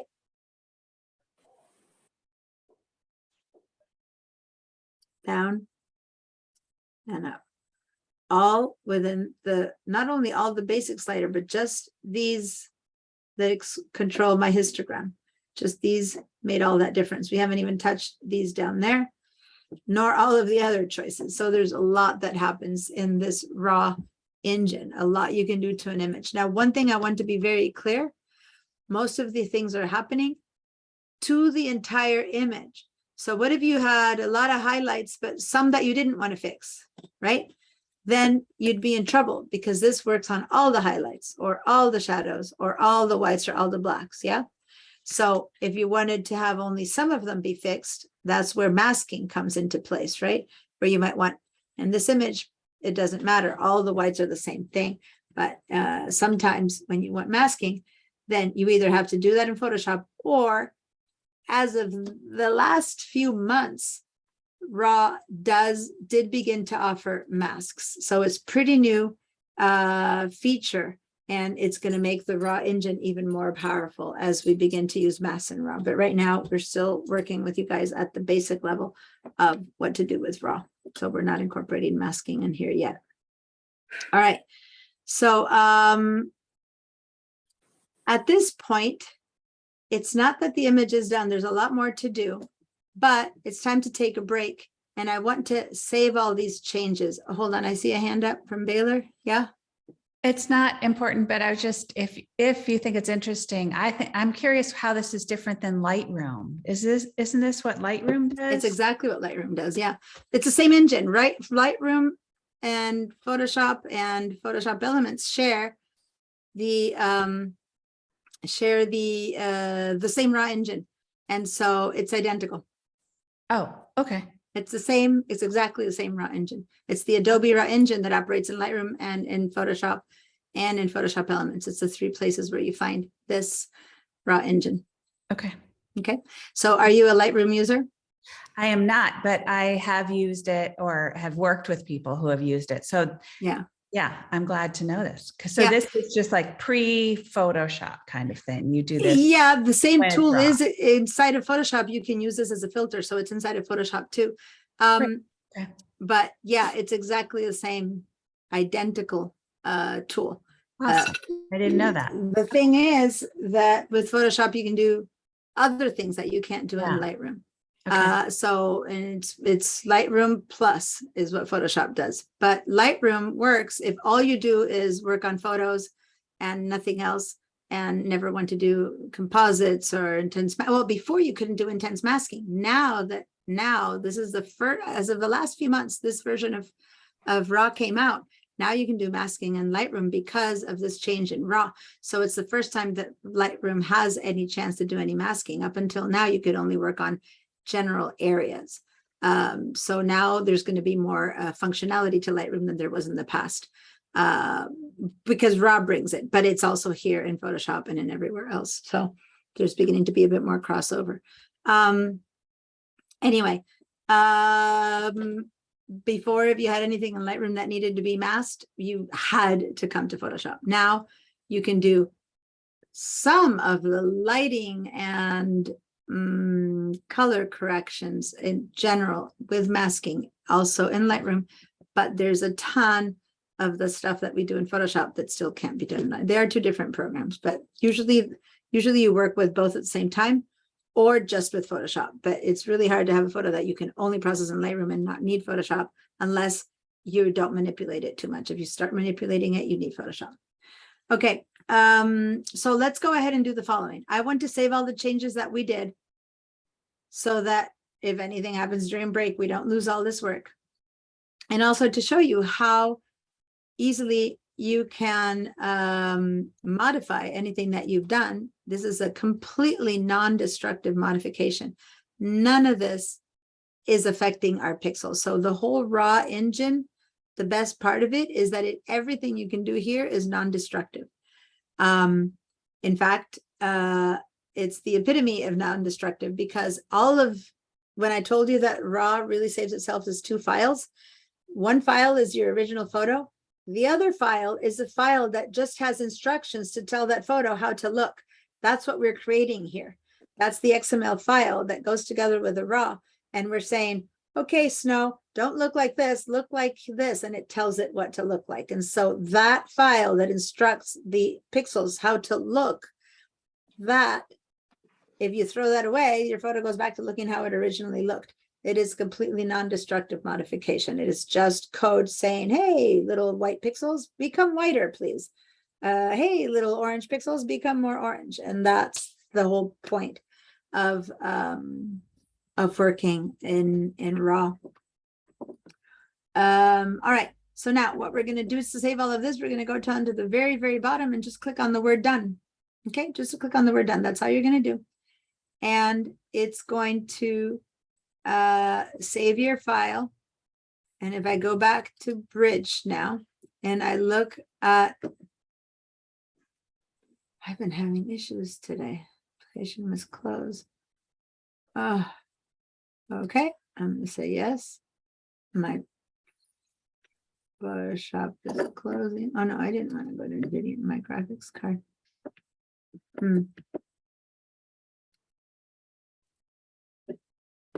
My Photoshop crashed, so it's been my RAW crashed, so I'm not sure why, but anyway, here I'm looking at my Bridge and see how my image now is looking like my corrected version.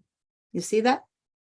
Not only that, but it's got these little sliders that are telling me that it's a RAW image that has been now processed in RAW. Okay. Now, if I want to get rid of all these changes, I could right here in Bridge, just get rid of them. I could right click here and say, get rid of all the changes, and it would go back to looking like it originally looked. It don't even have to open it. But if I want to now modify these, what I need to do next is when I open it again, so double click to open it again. My whole Photoshop crashed, but the changes got saved. So that's why my Photoshop is opening again. I open it again and I continue. It opens up in RAW again, and I continue from where I went, and I can move the same sliders all over again, change them, go back and forth. It's completely editable. Okay. So now mine is taking a bit longer because I'm going to stop because I had problems before. Let me stop sharing so it doesn't run into the hopefully the same problems. All right, already. That's why I'm reminding me that I need to give you guys a break. And good. So now it opened up at the exact same spot that I left it. All right. And I can keep more changing, adding, taking away. For now, though, I'm going to say that we're going to do nothing and we're going to take a break. So I'm going to stop my share. And as you can see, all the changes that you had made are still there, right? When you close it and opened it up. Any burning questions before we go on break? Nope. All right. So what time is it? It's 11:03. So let's be back from break at 11. It's 11:04. It switched. So 11:04. Let's go come back at 11:19 a.m. See you guys in 15 minutes.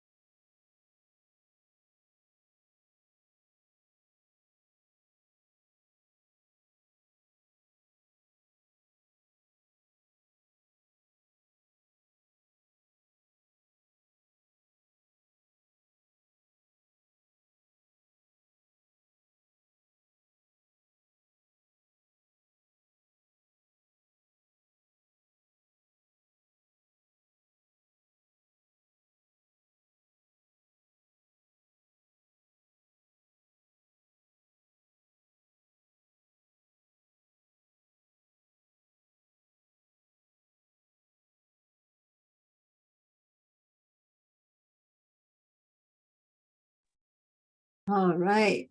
Hello, hello. It's amazing when all you do during your break is answer an email and then you go, oh, it's time to start again. So back to the sharing my video, back to, there we go, back to the Camera Raw engine. Now, I want to clarify something. Oh, not again.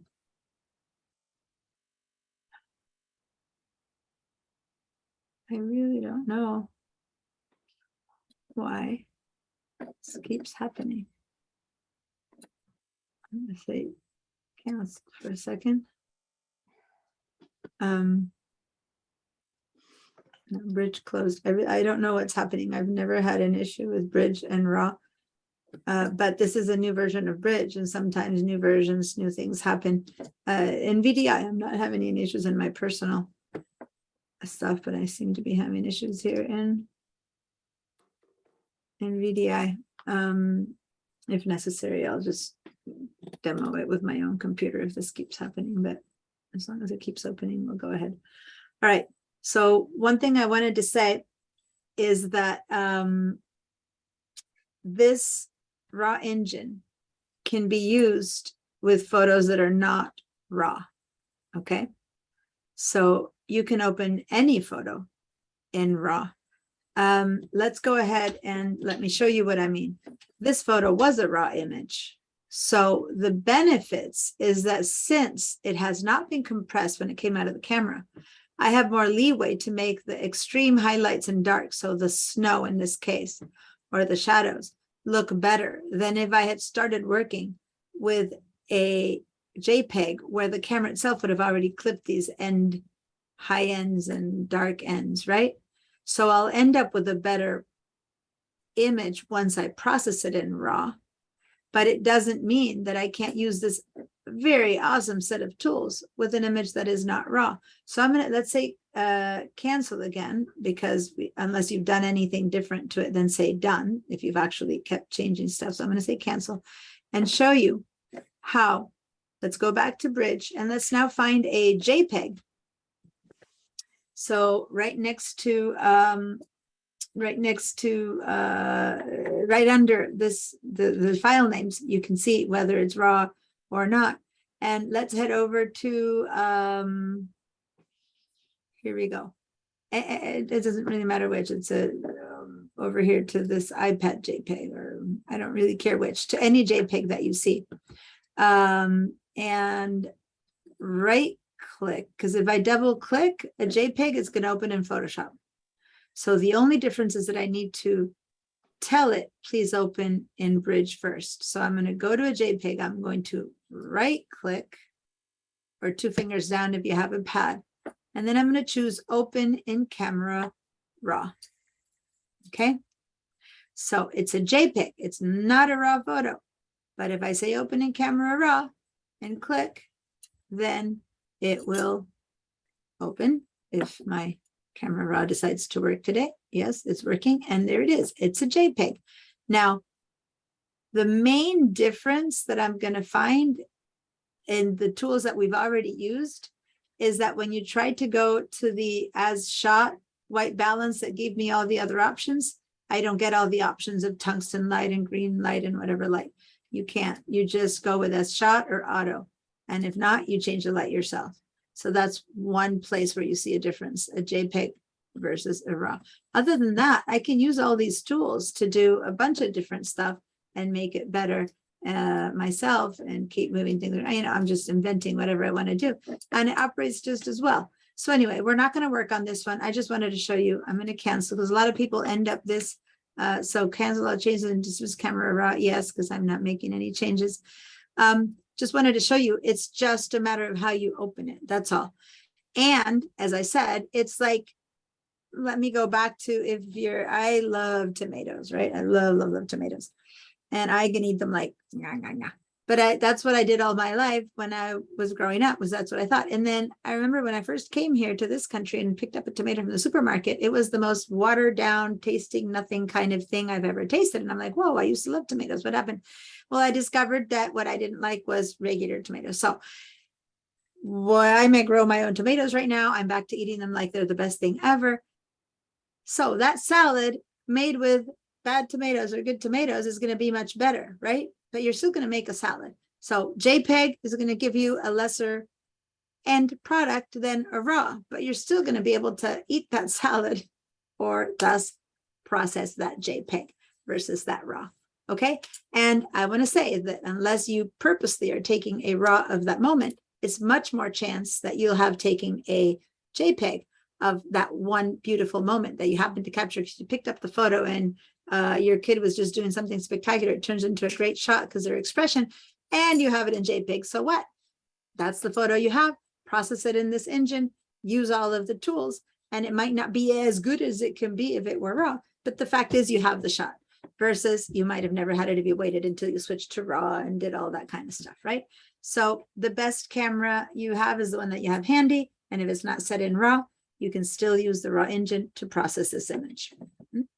All right. Now, let's go back to raw itself in the same image that we were using, the reflection sunset arch, and open that one again and continue from here. Let's hope it opens this time. I feel like I'm praying to the gods. Yes, it opened. Okay. Now, all we've used is these top sliders, which, as you already seen, can be eternally changeable and movable. But before we continue much, much, much further, I do want to show you one thing that I haven't shown in a while that might make a difference when you want to do many changes to this photo. Let me collapse basic for a second. I'm going to collapse that basic.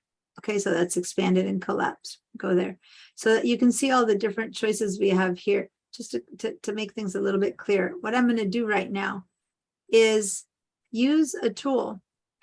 It's over here on the right side of my tool. Let me put on a spotlight on my mouse so you can see that little red spot. Okay, so over here on these little side choices, click on this one, and that's our snapshots. And for some reason, I think I'm having problems with mine because it's not going there. It's not letting me. Are you guys able to click on that? Yes, It's going to snapshots. yes. Mine is deciding my whole.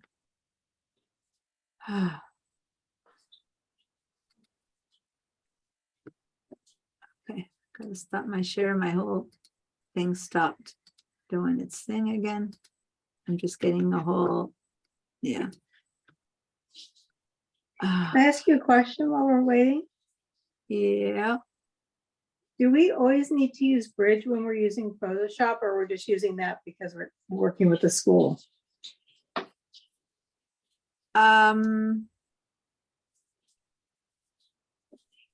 no, it has nothing to do with the school.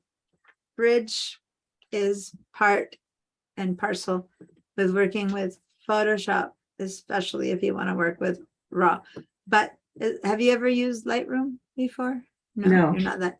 Because Lightroom also helps you organize your photos and things like that. Then it uses Camera Raw to edit the photos. Bridge is the organizer for Photoshop, and then the RAW for Photoshop. So it's kind of like two together. If you never want to use RAW and you use let me clarify. If you don't want to use the RAW tool, this one, guys, I'm gonna have to cancel. This whole thing is not responding. Okay, I think I'm gonna have to completely close in the worst way my whole VDI from the tab, which is what I always say do not do. This is not working. I'm gonna go ahead and bring in my own Photoshop in my own bridge, because I can't make it work, and I'm tired of spending time making it work. So let me open my own for a second here.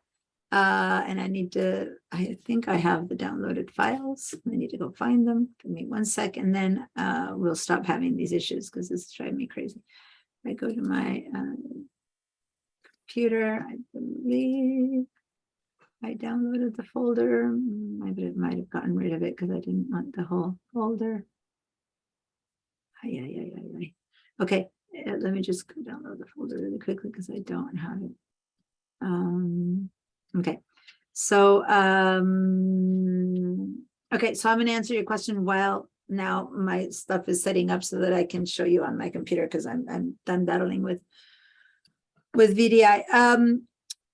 So you can, I'm going to show you now in a minute, not in a minute, but when we get back into Photoshop, I'm going to show you how you can use RAW from inside of Photoshop. So you can also use RAW just inside of Photoshop and not using Bridge. But the point of Bridge that don't have enough time to teach you 2 programs, so I'm just using the very basics of Bridge. Bridge is hugely useful, and it's a whole another level of being able to use with not just photos, with any other application that Adobe has. If you want to find photos to open that later in Illustrator and InDesign and Premiere, as I said, it's an organizer for all your Adobe material, all your raw images that go into making that poster, that website, that brochure, that flyer. So there's much more to Bridge that I'm showing you. So no, it's got nothing to do with the fact that we're at school per se. Here's my mouse. It's just hold on, I can't speak and get this ready. I need to see if the file's downloaded. Give me a second. I understand, that's good. Download, but it's not showing up.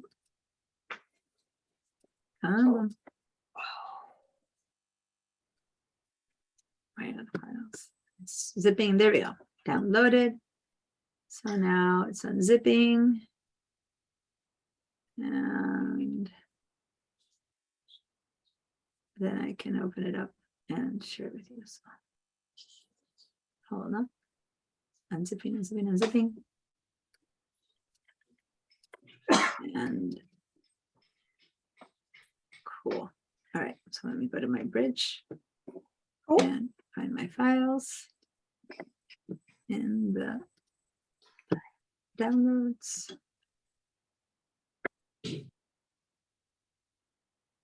And inside of that downloads folder, let's find, so, oh, not there. I know I just downloaded it.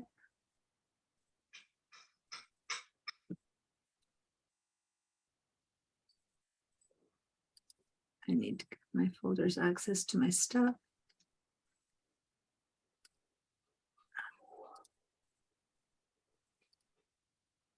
Huh.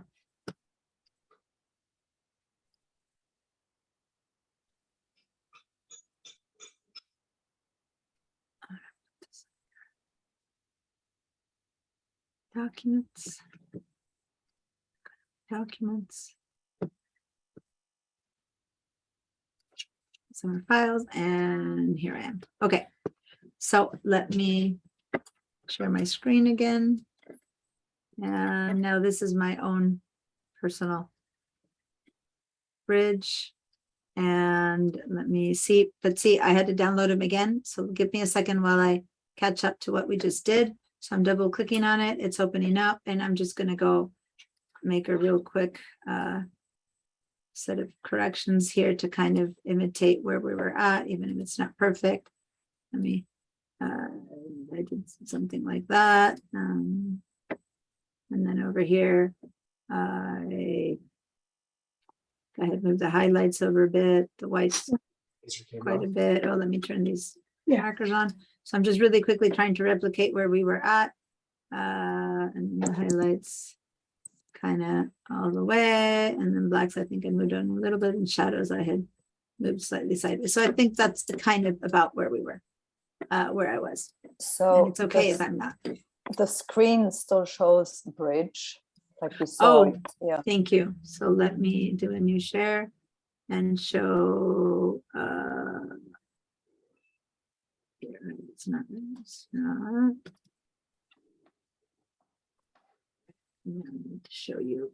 What I'm doing is going to share both windows at the same time. And let's see. Nope. You're not getting the raw window right now. It's kind of a pop-up. That's interesting. So I might need to show just my entire desktop, which is weird. Let me just go. I have so much open stuff. By the way, let me put the, because the raw opens up like kind of like a pop-up, and Zoom doesn't like to share pop-ups. So I just put in the, I'm going to close this Padlet because this info has, you have the, let me just close all these things so you don't have to deal with that and that. And now I'm showing you my entire desktop, but that's fine. It usually makes it a bit harder because you have to see a ton of stuff, but it expands. It's out of the way. Okay, I just had to move stuff out of the way because I had a ton of other stuff open in the background. All right, cool. So now, as you might notice that when I opened this version of Bridge, I have this pulled up that I don't think you guys had. If you have this pulled up and you've been having it all the time, you can close it by clicking on this icon. There's like a film strip going on here. Click on the first icon to close it, just so that I can expand and see most of the image the best of my abilities. All right, so now I'm gonna try to hide the other stuff that's in the background. That's fine. This will work. Are you guys seeing it? I can't focus it only on Bridge. I have Yes. I have to show you the whole thing.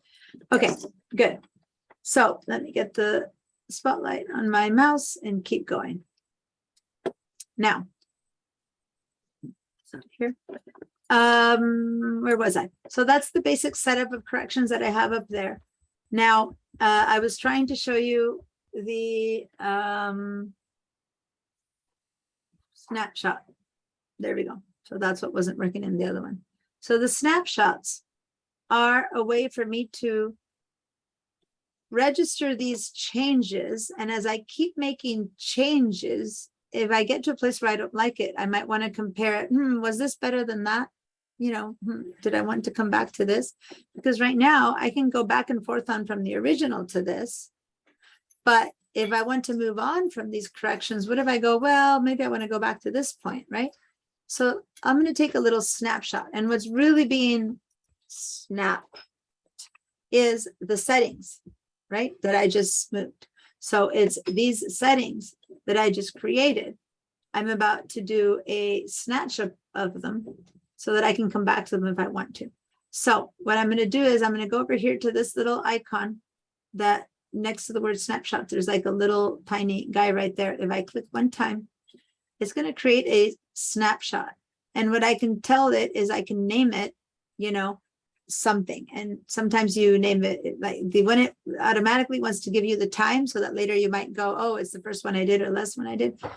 Or you can say, you can process something to make it look really dark and cold, and you give this one dark and cold look, or you can process to make it look like sunset and you give it a sunset look. So you can choose, or you can say version 1 of my puddle, version 2 of my puddle. You can choose whatever you want that you'll know later what it describes to you, right? So in this time, I'm going to call it puddle version 1. So I'm going to put puddle V1, and I'm going to say, okay, you guys call it whatever you want, as long as you know that these are the first settings that we created, right? So that's all. Right now, we're going to leave this in there, and then later we'll come and see how that helps us. Because right now, this is a snapshot of these settings exactly as this image. So again, it's not when it says snapshot, it's confusing. It's not that I took a photo of this picture. What this is keeping track of is the settings that I just moved here in basics. That's what it's remembering. Okay. If I were to now go and say, oh, I want to move this and make it really dark. Don't do this, just watch. And then I'll go, was this better than the other one? I mean, clearly we think it's better this one. Yeah. I don't know, let me see, and I see prefer this one or the other one. I can go back to my snapshots and I can go, let me see. Oh, that's what it looked like when it had those settings. Huh, okay, and I move off and I go, and this is here, I think I prefer the other one. So that's what it means. But so the settings are what's changed it, not necessarily the image itself. So we'll use it later when we create a few more changes in this to see if we prefer that setting or these settings. It's not the same as the before and after. We're going to work on befores and afters in a minute. It was easy to say before and after here when I told you click on this eyeball, turn it off. That's your before, this is your after. But once you begin to have the collapse basics, other changes done here and here and here, can't turn one eyeball and on and off all the time. So there's a different way to see the before and after when you have more choices. So right now, this is good enough for the before and after. All right, let's work on the rest of the settings that appear here in the basics panel before we do anything else.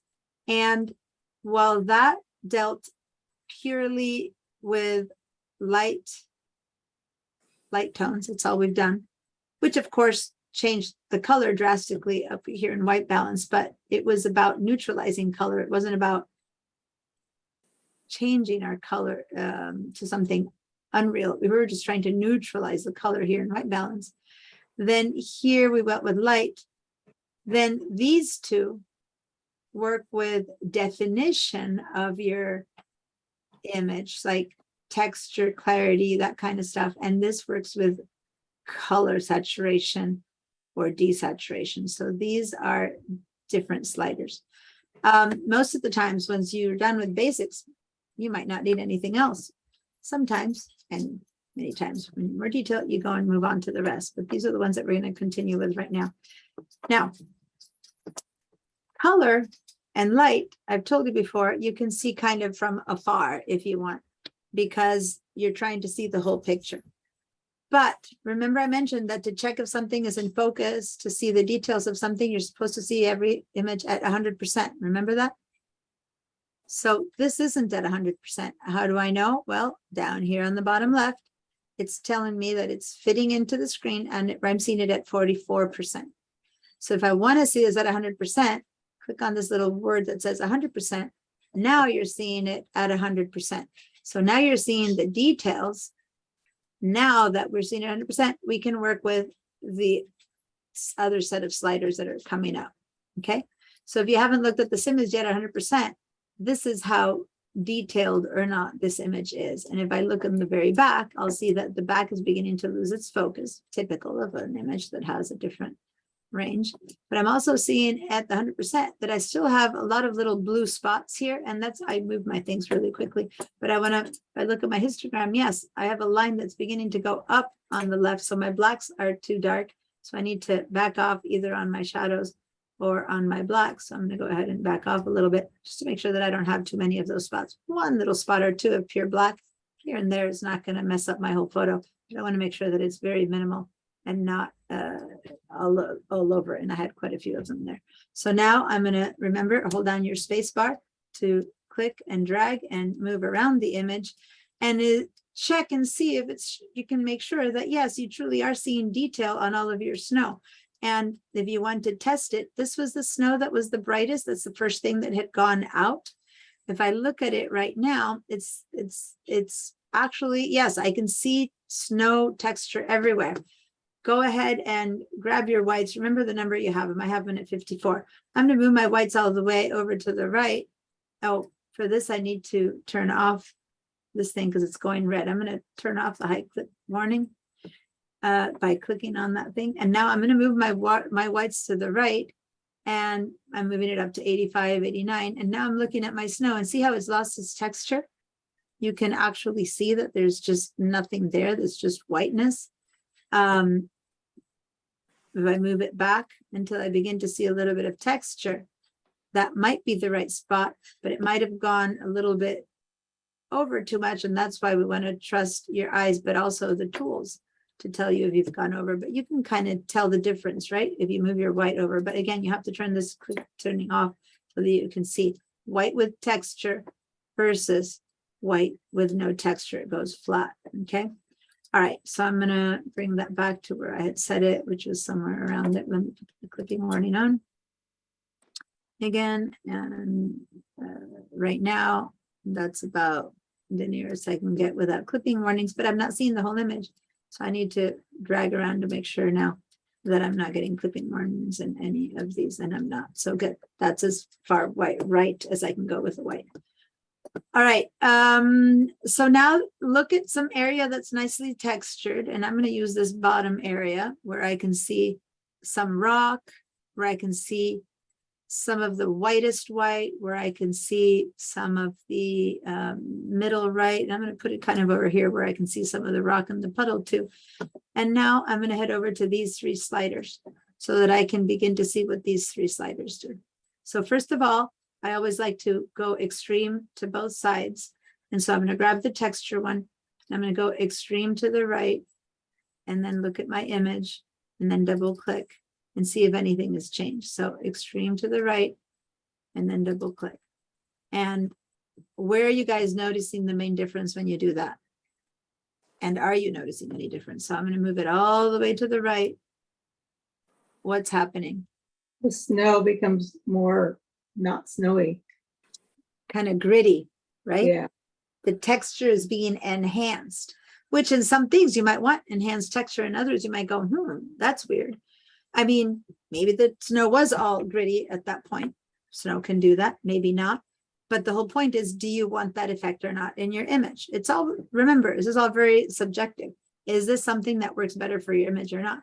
So most of the times we don't move these sliders really nearly to the very extremes, but this is the best way to see what's happening to the image. I'm going to double click to move it to the middle. Now let's see what the opposite would be if I go all the way to 0 and what's happening to that snow and those rocks.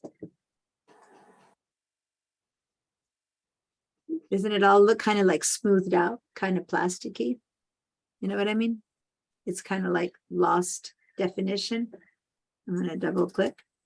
So I'm going to keep my eye on this rock that kind of looks like rock. And when I move all the way to the rest, to the left, it's become this like smooth little plasticky slide. I've lost a lot of that definition. My snow looks like little fluffy clouds. I'm going to no texture to it at all. I'll double click and I'm there at the middle point. So at this point for these 3, don't put them in any settings. Just learn the difference which all 3 do, and then decide which one you want to move back and forth. Okay. I'm seeing that you have your hand up, Monica. Yes, seems like I'm on VDI and it seems like it has frozen. Like you're having the same issues I'm having. Yes, I need to so report this. I'm going to tell them that the new camera raw isn't working well. They might need to. it's the camera raw. There's no reaction, but when I put the cursor on Bridge or Photoshop, it just doesn't do anything. So how do I get out of this dilemma? I know. I ended up having to. Can you let me stop my share? Share your screen for a second, which will only make it worse if it is frozen. But share your screen to see if you can get out of it. I got out of it 3-4 times before I finally had to completely close the tab. Let me see if I can do that. Where's your mouse? Yeah. Okay, your mouse is still live. If you go and say cancel, nothing's happening, right? Yeah, No. It's dead. And so you can't, if you hit the escape key on your keyboard, No. and can you switch to Bridge in the bottom? Is your whole thing not responding? No, I tried that already. Yeah, so those are all the things that began to happen to me where I had no option but to completely close the tab, which is the worst possible because you know now that you're Google. And in your case, you don't have anything other than VDI available to you. I mean, I can just follow along with what you're doing on the video and do it later. Yeah, just keep watching, but meanwhile, Yeah. close your tab, open up again and begin the whole process to see if you get to the place where you can make it Right. work. Okay. That's all I can think of. So go up to the top, that one. Yeah. Okay. Yeah. Close Bye that. bye. Bye-bye. And now open a new tab and set it up again. It might tell you that it needs to, it might not connect immediately, or it might, I'll let you tell me as Okay. we speak, but meanwhile, I'll keep going because there's, Okay. it's a mess. I wasn't able to fix it yet. So Okay. Thank I you. don't, You're welcome. All right, so back to my, okay, so I'm just gonna show you just raw right now. Later, when we get into Photoshop, I'll have to share Photoshop, but right now I'm just showing you the raw, which is better than showing you this. Okay, so let me get my spotlight on my mouse again, which every time I change my share, it disappears. So I need to move that out of the room. And here we go. All right, just I lost a little bit of track because I worked through the break. So I'm see what time it is to make sure how much time we have left for the next class. Okay, no, we're still fine. We have another hour. Okay. So so that's what texture did. It enhanced the texture really a lot, or it smoothed everything out. But that's not too different than what clarity does. Okay. If you look at clarity, it's going to be relatively similar. By the way, did you lower your hand? Did you raise your hand again, or is this just from before? Okay, just to know, I just saw it up there and I wanted to make sure it wasn't missing a new question. All right, clarity. Now, so let's double click on texture to bring it back to 0. And now clarity, if I move it to the right, all the way to the right, it seems to have enhanced texture as well. Double click to bring it back down. That's the before and after. But on top of that, it changed my contrast levels of my light. It made my darks darker and my lights lighter. So clarity works on bigger swaths. They're kind of similar in one way or another, but texture just works at a pixel level where it gives you a bit more contrast between pixels. And so it's tiny little bits of texture that get enhanced versus clarity gives you, uses bigger swaths. And so suddenly my darks all became quite a bit darker. In this photo, it doesn't really work that well, but this is a typical thing. And let me go back to fit in screen. It's a typical thing. People are thinking photos get better with clarity. They just come over here, they crank the clarity up and they go, ooh, look, it's gritty, it's urban looking. So if you look at a photo of a person and you add the clarity, suddenly they look more like street ready, right? So people are using that effect a lot right now, but it's just that what's happening, it's adding some contrast as opposed to it's not targeting the areas of light that contrast does up there, it's targeting the pixel level of contrast. So if I move all the way to the right on clarity, everything is getting more intense, but it also looks sharper when you do that, because that is what sharpness does. It makes things look more intense. Versus if I move texture to the right, you see more detail, but you don't see that darkening and lightening of the surfaces that you see in clarity. If I move clarity all the way to the left, then it truly looks like it's purely made out of plastic. It look as fake can be. I've lost any texture whatsoever.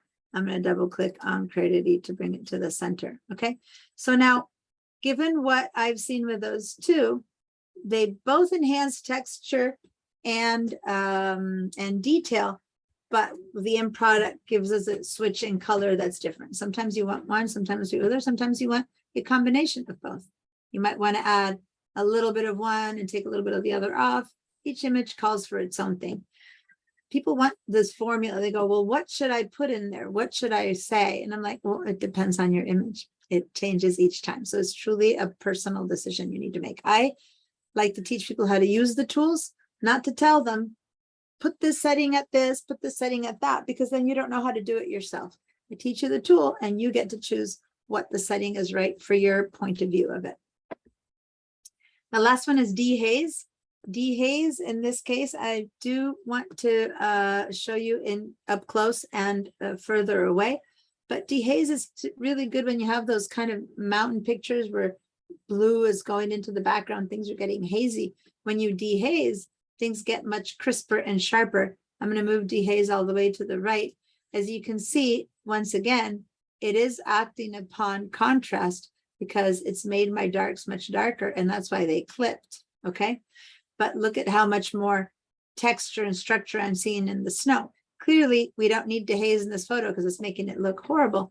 But for images that are hazy, that's a really cool tool. I'm going to double click. The opposite of dehaze is completely hazy, which is what we're trying to prevent. So I'm gonna double click and bring it back to the middle. So you don't need to use every tool under the sun. Some apply to your photo or not. When you go ahead and make this one back to fit in screen and you try a little bit of dehaze, not the whole thing that I showed you, you might see that things kind of appear a little bit less, more defined, right? So in some sense, a bit of dehaze is good. A little bit of dehaze might work. A little bit of clarity might work. A little bit of texture might work. So you just kind of have to decide, depending on the photo, which one you think really fits your needs. I kind of liked the thought of bringing a little bit more texture into this photo, right? To really see the ruggedness of that rock. I might want to bring a tad of clarity down, in fact, because I didn't like that it was so contrasty. I wasn't liking that the snow was getting kind of colorful, which it shouldn't be. And then maybe a little tad of dehaze up. I don't know. As I just showed you, all that depends on what you're seeing on your screen. But when I moved the dehaze up, look at how I got little spots of black again. Why? Because it's darkening the black. So either I back off on the dehaze or I have to go and back off on the blacks, okay? So they all move one another. So don't think because you set these in stone, they're ready to go. As soon as you move these, those get affected as well.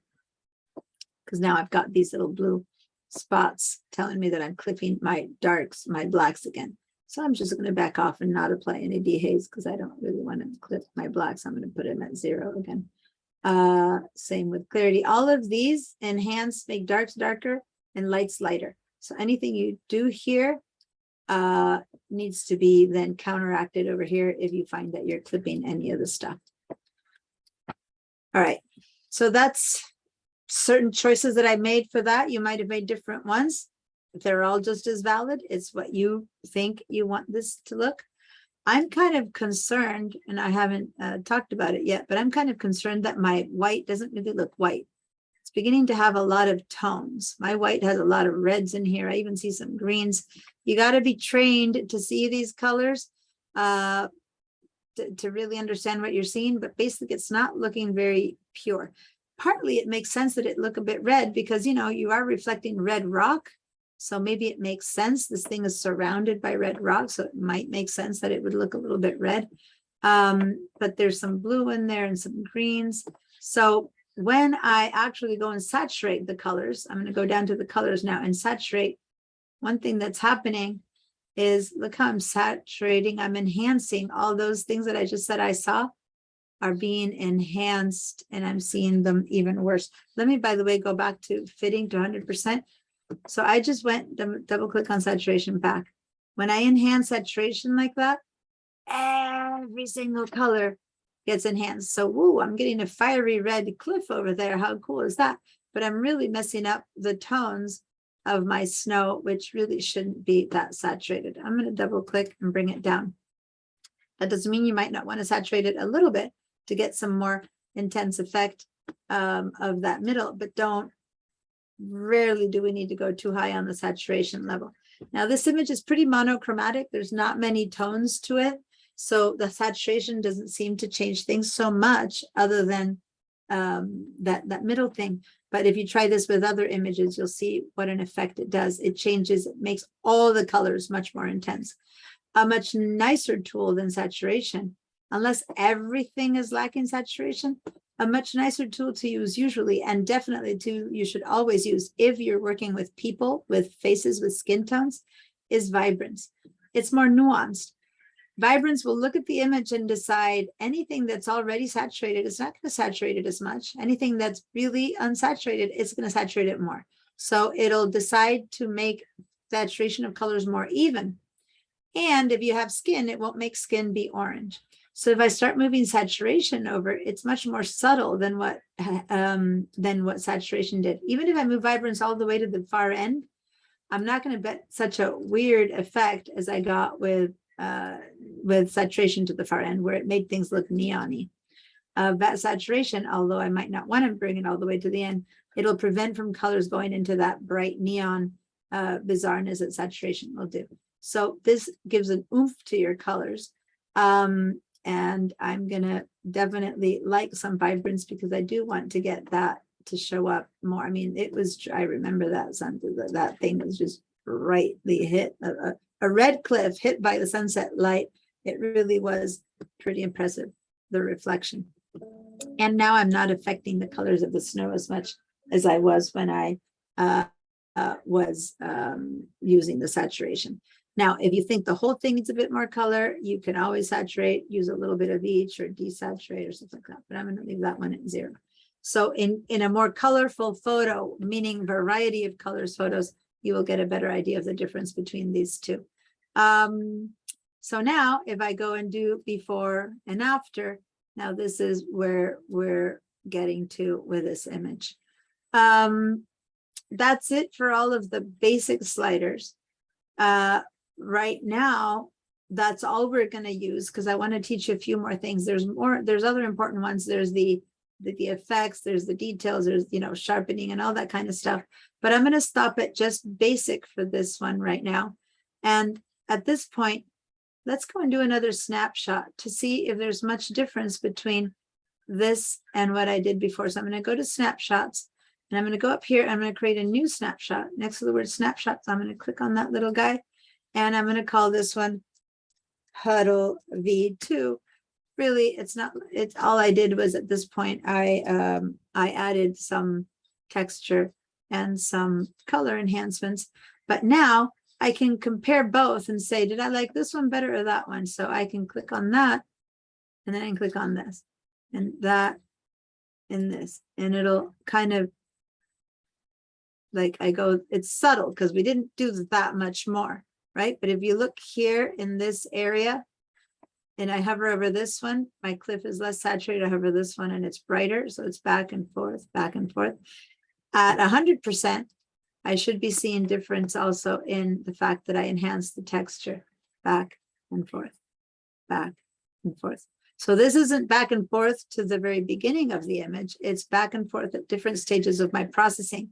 And if I really hate what I did here, I can just click on the V1 and then go back and I would be starting from the settings where all the colors and texture didn't get changed. So say that I decide that I prefer V1, I'll stop right there. When I go back to basics, see how all my texture, clarity, dehaze, and vibrance have not moved. I'll go back to my settings in V2 and I go back to basics and those have all moved. So it's moves my settings back and forth between the two choices. Does that make sense, you guys? That's what those snapshots did. It helped me compare between before my texture and color and my after texture and color. So I have a question. If Yeah. my changes apparently were very subtle and I can't really see it by clicking back and forth, Yeah. is there an option to see them side by side? No, you can see Okay. befores and after side by side, but you can't see the snapshots side by Okay. side. So sorry, but no. Okay. thank you. And subtle is what we're looking, the kind of changes we did here were subtle. In order to see the effect of a snapshot in a not so subtle change, then let me go ahead and let's do something that is definitely not subtle at all.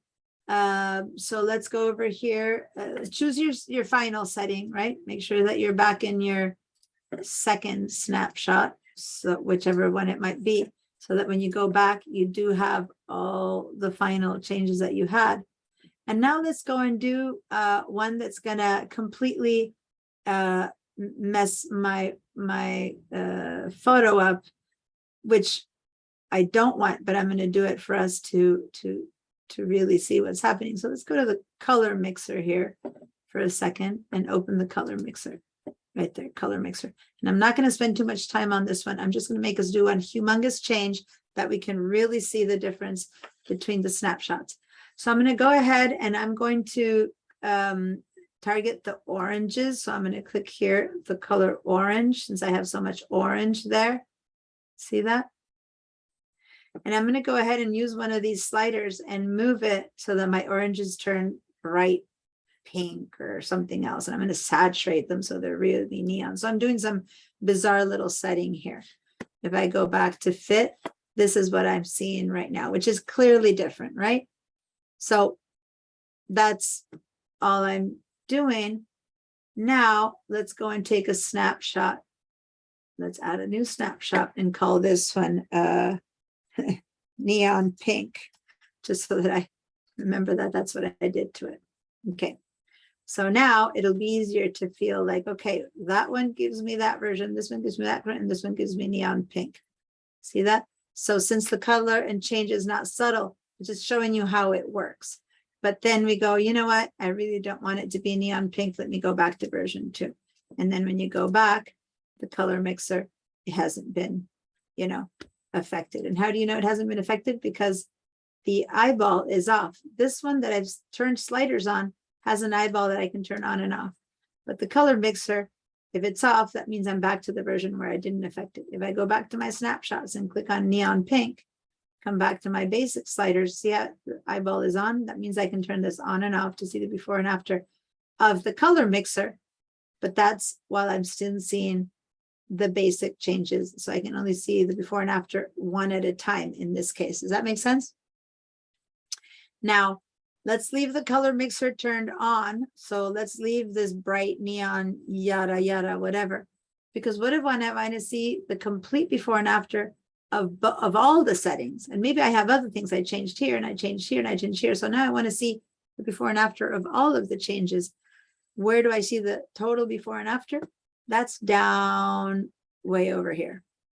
So that little guy, if I click one time, I'm back to the original default settings. Click on it again, I'm back to now. So that's a complete before and after. But that's not the same as being able to compare them, right? And be careful, because if you leave this one in the moment in the default settings mode, all my settings have gone back to 0. If I now start to do something else, I might not be able to get back to my original settings. So this one's a bit dangerous. I prefer not to use it too much. Let's click on it back till we get our colors back. Try to avoid that one, because if you forget and leave it in default and start moving other sliders, it's as if you've erased all your history. Does that make sense?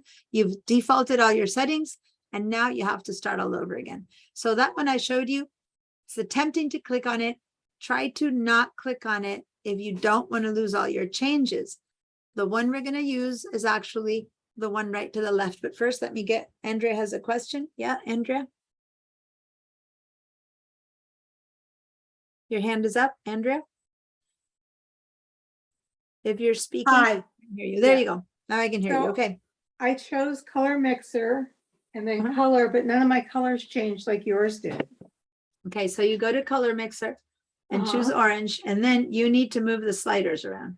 Choose orange. And then move the hue slider around. Okay, There I go. So you have to make those changes yourself. got that. But you're targeting the orange colors, because that's just about the only color we have here. We probably have some magentas and stuff, but that's the only one that'll make a huge difference to us right now. Okay. Okay, All right. So now that we have a very clear before and after, including the color mixer, let's head to this icon, not the one that makes, if you hover over it, see it says toggle the default settings. That's the one that can get you in trouble. So try to avoid that one. Go to this one right here. This one cycles between before and after views. So let's click on the first one. There's 5 choices. Just click on this first time, and it gives me a before and after.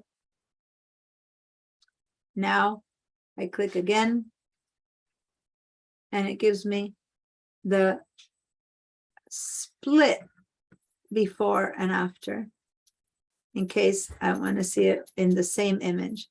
And I click again, and it gives me before and after up and down, which if these images were sideways, I might prefer to see them this way. And then I click again, and now it gives me top and bottom, but in the same image. Now, if you had subtle differences, this would be very hard, right? To notice much differences. That's why I made us do some bizarre coloring here so you can really see what's happening. And then when you click the final time, you're back to just the after, okay? So it's 5 clicks to get through all the different choices. Depending on the image you have, one might be better than another. So I'm going to click in there, and for this image that is vertical, so to say, it's probably best to see the before and after next in this first setting, and that's the one that works best. But you never know. based on what you actually, what your image shows you, which one you might prefer. If you want to see a much more subtle change, maybe you change the colors of your sky subtly, and you want a little more orange, a little less orange, something like that, that crosses right through where you made a change, might help you see the change better. I don't know. Click, click, click 5 times until you get back to after, and then we keep working on after. Okay. Did that work for everyone? All right. Now let's go turn off our color mixer changes because we don't want those. So I'm going to just double click on hue and double click on saturation to neutralize and put everything at 0. And now we don't have a color change. Okay. We have zeroed out those changes, and this is the original coloring. And notice that now this knows it's been zeroed out. It doesn't give me a choice to see the before and after because I've zeroed it out, and that doesn't come. How do we into- get back to that menu? So are you still in the befores and afters? Yeah, I got it. So then click a few more times until you get to the complete after setting, and then just go target the color mixer, open it up, and then your settings where mine were somewhere over there, just double click to get them to 0, double click to get them to 0. Once we're zeroed out, now there's no changes, and that's how we get rid of that color mixture change. Okay. Okay, thank you. You're welcome. Now, while I do know and see that there's some other things we can do, I'm going to call that like this is the end for now, because for raw, because I want to show you what happens. How do we go from here into Photoshop, right? So I've done all of this all at once, which makes it much easier. I could have done all of this in Photoshop, by the way, but I would have had to do adjustment layers for each one of these changes. And I would have done an adjustment layer for the lights and darks, another adjustment layer for the texture. And I would have had a whole bunch of adjustment layers, which is how we worked with Photoshop for eons before Camera Raw came around. It's great, but you end up with a ton of layers and you have to know how to handle them. And if you can do it all in one, why not, right? It's just a different tool that provides us different choices. Let's go ahead and say done again. Down here at the very bottom, we'll say done. And oh, when I say done, that closed my whole share. So hold off. I need to share again. And now I'm going to go back to Bridge. I need to share my entire desktop again, I guess. Sorry, I have a complicated desktop here, so let me make things bigger so that you don't have to get confused by everything on the background. So now I'm back in Bridge, and what I'm going to do now is, so there we go. Those are my settings that I have set. I didn't have to say done. I just wanted to make sure that we all saved those settings, which they will get saved right now. I can walk away, I can leave, and 6 months later come back and open it, keep editing it, right? But say I go, okay, I'm going to open this and I'm ready to do more to this in Photoshop. Say that I want to, for some reason or another, do something in Photoshop. How do we transition from RAW to Photoshop? So let's open it again. It will open because it's a raw image and it's been processed in RAW. It will open in RAW. Change anything you want to change. We're not going to change anything right now, but let's assume we change something. And now we're like, okay, this is a good starting point for anything that I want to do now in Photoshop. Now this base image has been fixed in color and darkness and lightness enough that I'm ready. And I'm ready to open it in Photoshop. So we head down to the bottom. And instead of saying done, which closes it again, we say open.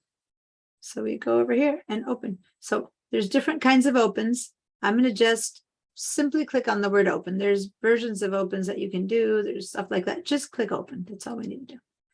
And now that image has opened in Photoshop. So now I'm going to share only Photoshop. Make it. I have a very high resolution screen, so everything is going to look really tiny for you guys, which is why I was trying not to share my own version of Photoshop. But anyway, let me make this smaller window to see if that can help the share. Focus it a little bit more. Let me see. Let me stop my share and change the size of my Photoshop window first, and then I'll share a smaller Photoshop window that it might be easier for you guys to see. I have a very big and very high resolution monitor, and so it shares very big. Okay, so now I made mine smaller so that you can have just Photoshop in here. Okay, so now you're recognizing Photoshop. Let me see if I've set it the photography settings. Yes, I do. I have my photography web settings set on. So that's good. All right. So here I am. Notice that now up here, it still says reflection such at .cr2. It still says that it's the raw image, but it's showing up with my fixes already incorporated. And this is the beginning point of this image, not the original beginning point that was all dark and murky, right? Now, for better or for worse, why? At this point, although I can keep opening up the original file and changing it as much as I want, at this point, this is considered the beginning. So in the end, if I made a mistake and didn't process this correctly, this is a little bit destructive, so to say, and that this is my beginning image right now. And if I want to go back and make this lighter or darker, I'm starting as a different original than the first original. Does it make sense? It's not destructive, and I want to clarify, because if I go back to the raw, make changes and open it again, then I can open it here with more or less orange. But at this point, this is my beginning image, and I'm stuck with this as my beginning image, right? Any changes that I go make to the raw won't apply to this beginning image. I would have to replace this beginning image. Okay, so this is how I open it, Photoshop. If I wanted to do anything now, maybe I wanted to completely, and again, I'm going to the examples that I've given up until now, which has had to do with composites. What if I want to make a person that's been hiking through here, and I make some footsteps and put a little person here that's heading up to the mountain? I don't know. I'm just inventing. All of that you'd have to do here in Photoshop, right? That said, I could have done everything I did in RAW right here, but in many tools. So now I've just started with all of that taken care of. This photo, we're not going to work with in Photoshop anymore. But I want to use it for a second to show you that had this been the original photo that I took from the camera, and I opened it up in here, and I had not gone through the Photoshop process. So let's say that this is the original. Can I invoke RAW from inside of Photoshop only? Right? Could I? Yes, I can. I would have to do that through using a filter. So I'm going to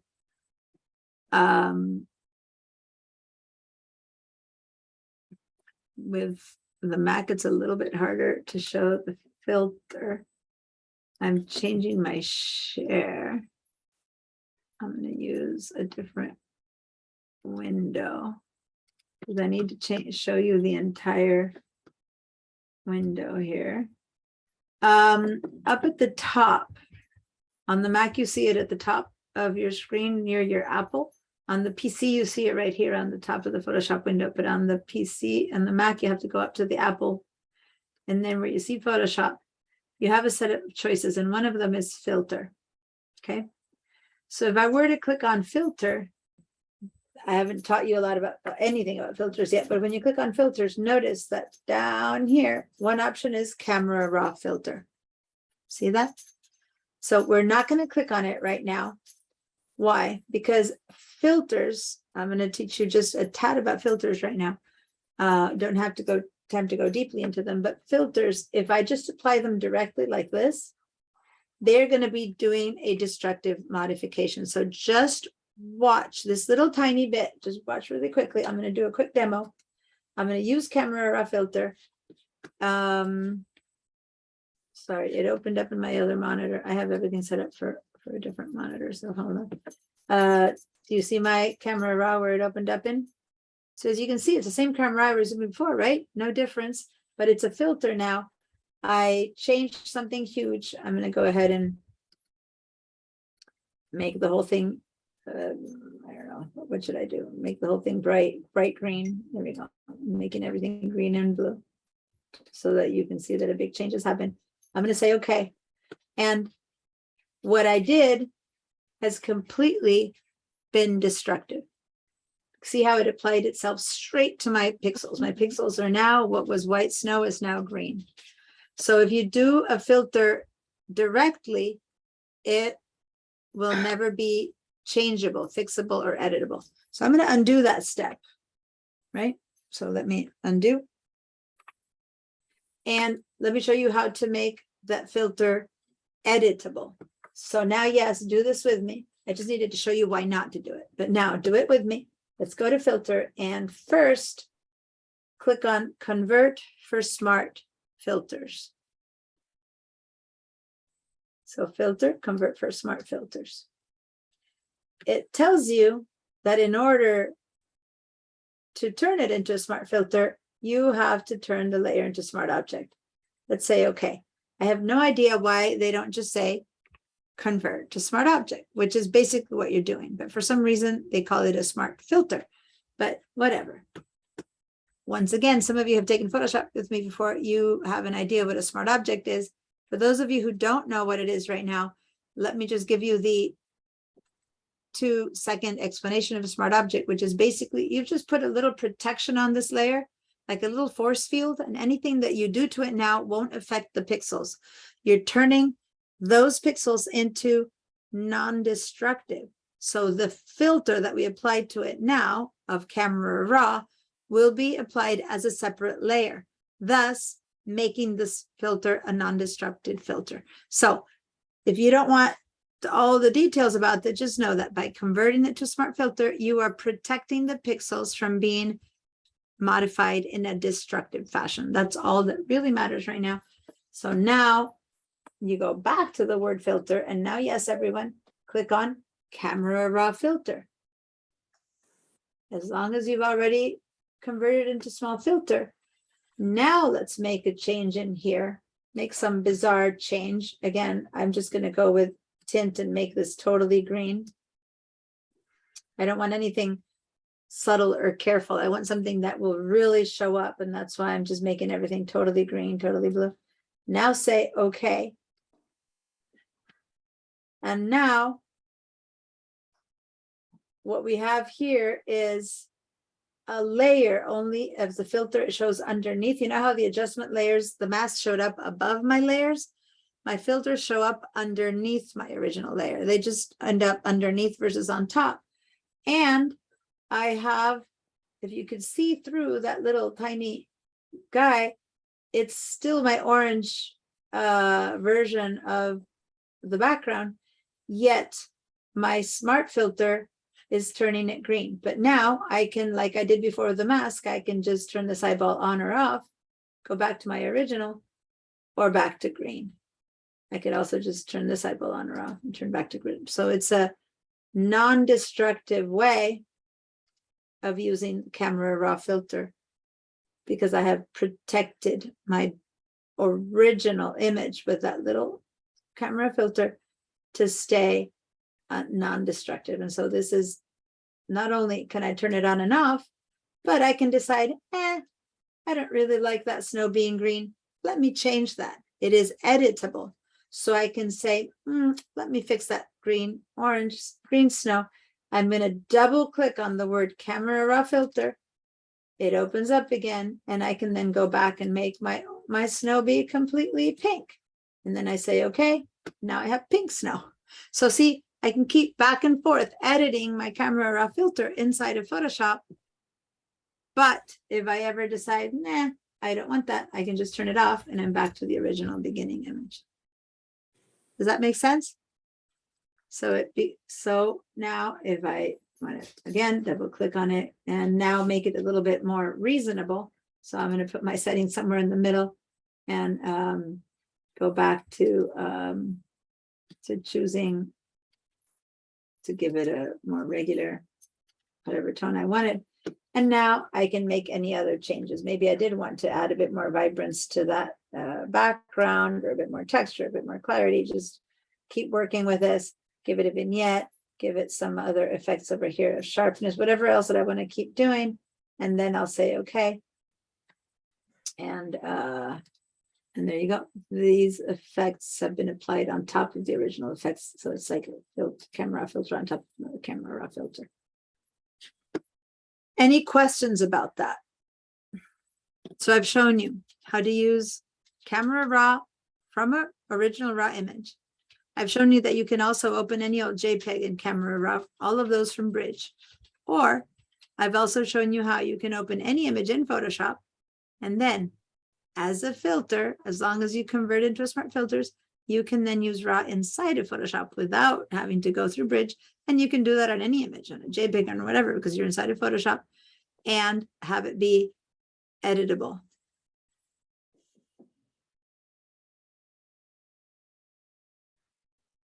Any questions?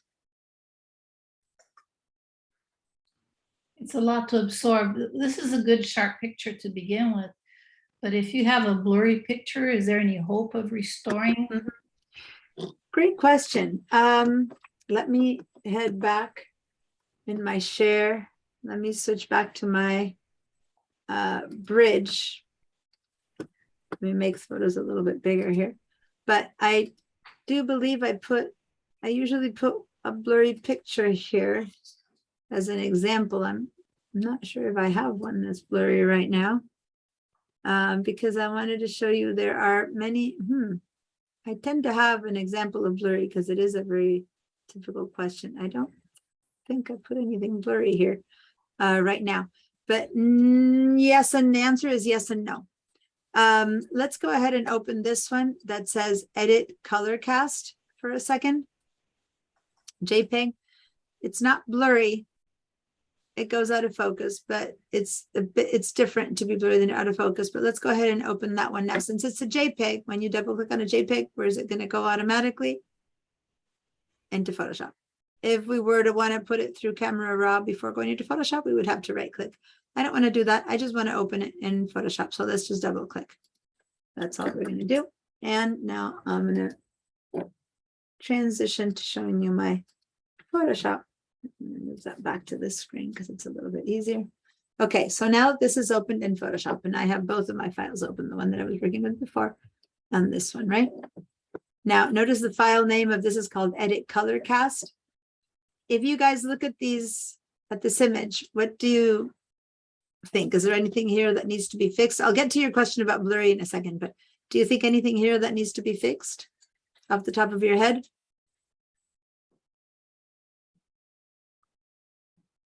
Would you like to eat these yummy cookies? Seems a little bit cool in temperature. Yeah. And of course, I gave it a little bit away with the file name, but yeah, they are skewing blue and a little bit of green.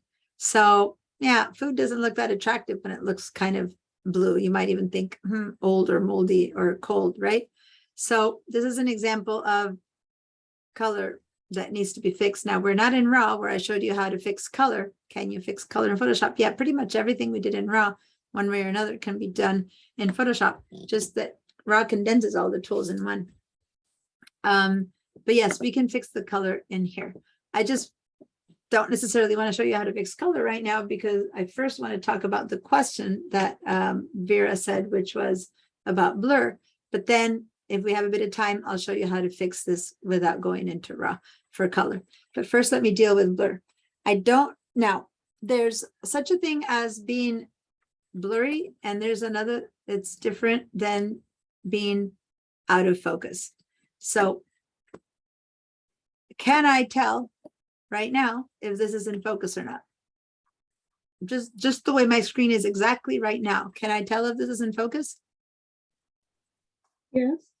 It's a trick question, so consider that yes might not be the right answer. But if you say no, you need to tell me why. Because you need to zoom in and really see. Zoom into what? Oh, to the focal point. Which No. is? The Yes, front yes, of you're the getting cook- there, but yeah, what? the cookie that's in on the right in the front. No? Okay, yeah, that's not a bad answer, but we're missing one part to that. So it's actually correct. It's just incomplete. What will tell me if I zoom in? I can zoom into so many different percentages of zoom point. What's the one that I want? 100%. Oh, 100%. So I what you were saying was correct, but zooming in, I could zoom into 300%, 500%. That doesn't work. I need to zoom into 100%. So good job, my son. And let's go to 100%, which again is Command 1 or Control 1, zooms in to 100%. Okay. So I'm going to do that. And or why are my shortcuts?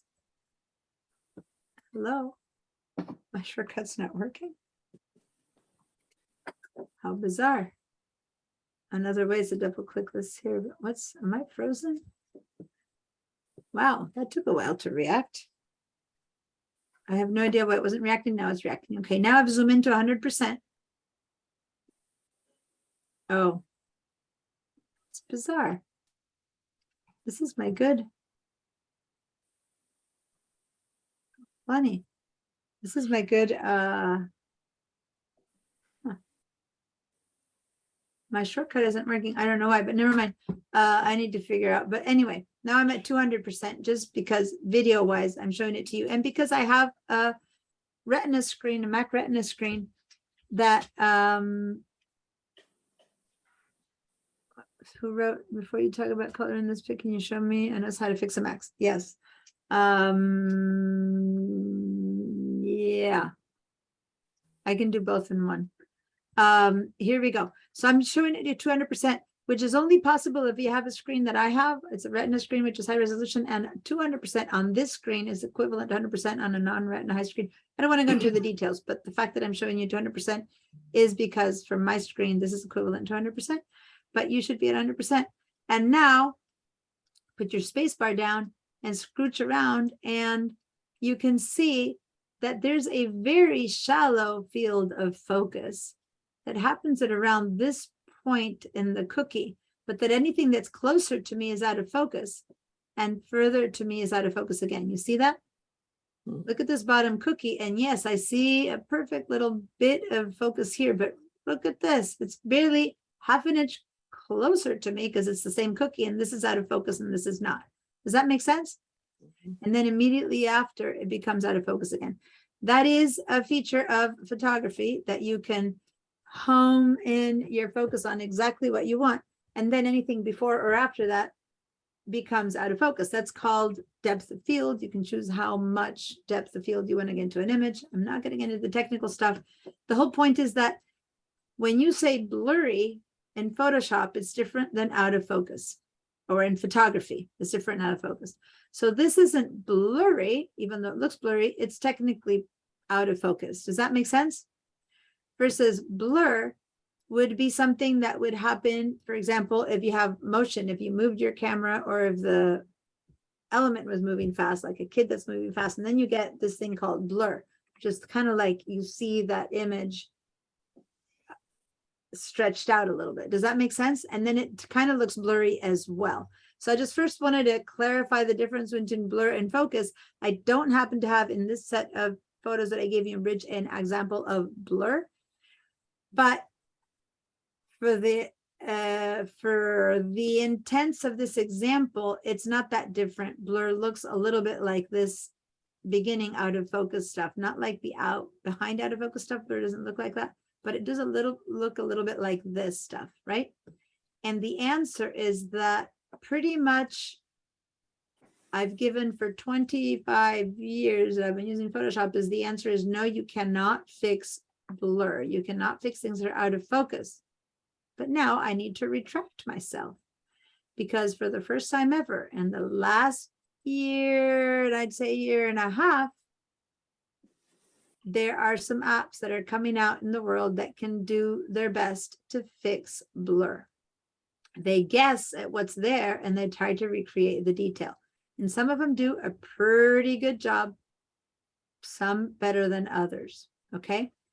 Photoshop itself is working on one of those, and it's not completely ready yet, but there's some filters that exist now in Photoshop, and I'm going to go back to the, you don't see it, but I'm going up to that same window that says filter, and I'm going to go down to this thing called neural filters. These are the new filters that just started to be created in the last couple of years, and they use artificial intelligence to evaluate your image and do what they think works best for your image. I have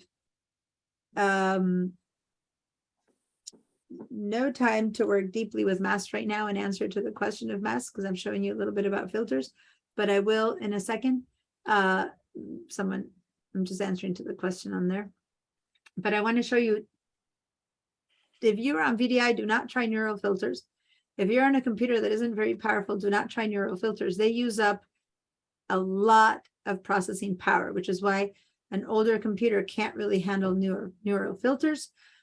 So try these out after we're done with Zoom. I'm going to just show them to you really quickly and hope that it works because I am on Zoom myself, but I think I'll be able to make it work. I have a lot of RAM in my thing. So let me just show you really quickly, and then you play with them outside of Zoom. I'm not going to sit here and teach you them, but up here under all filters, it's showing you the ones that exist, and beta, the ones that they're creating. And notice that one of the ones they're creating is beta, means they're testing it out. They're not really working well yet, but they're learning about them. One of them is blur, depth blur. I just talked to you about that. So that's one of the ones that they're saying, hey, try them out, see if you like them. Now, if you want to try these out, they don't come per se with Photoshop. You have to download them. So say that I go ahead and decide that I want to try the Super Zoom. This is one of the ones that helps deal in one way or another with blur. If I hover over it, see how it says, zoom in and crop an image and let Photoshop add details to compensate for the loss of resolution. This is very new. It's not the same, but it's kind of the same. I'll have to take a bit more time explaining that.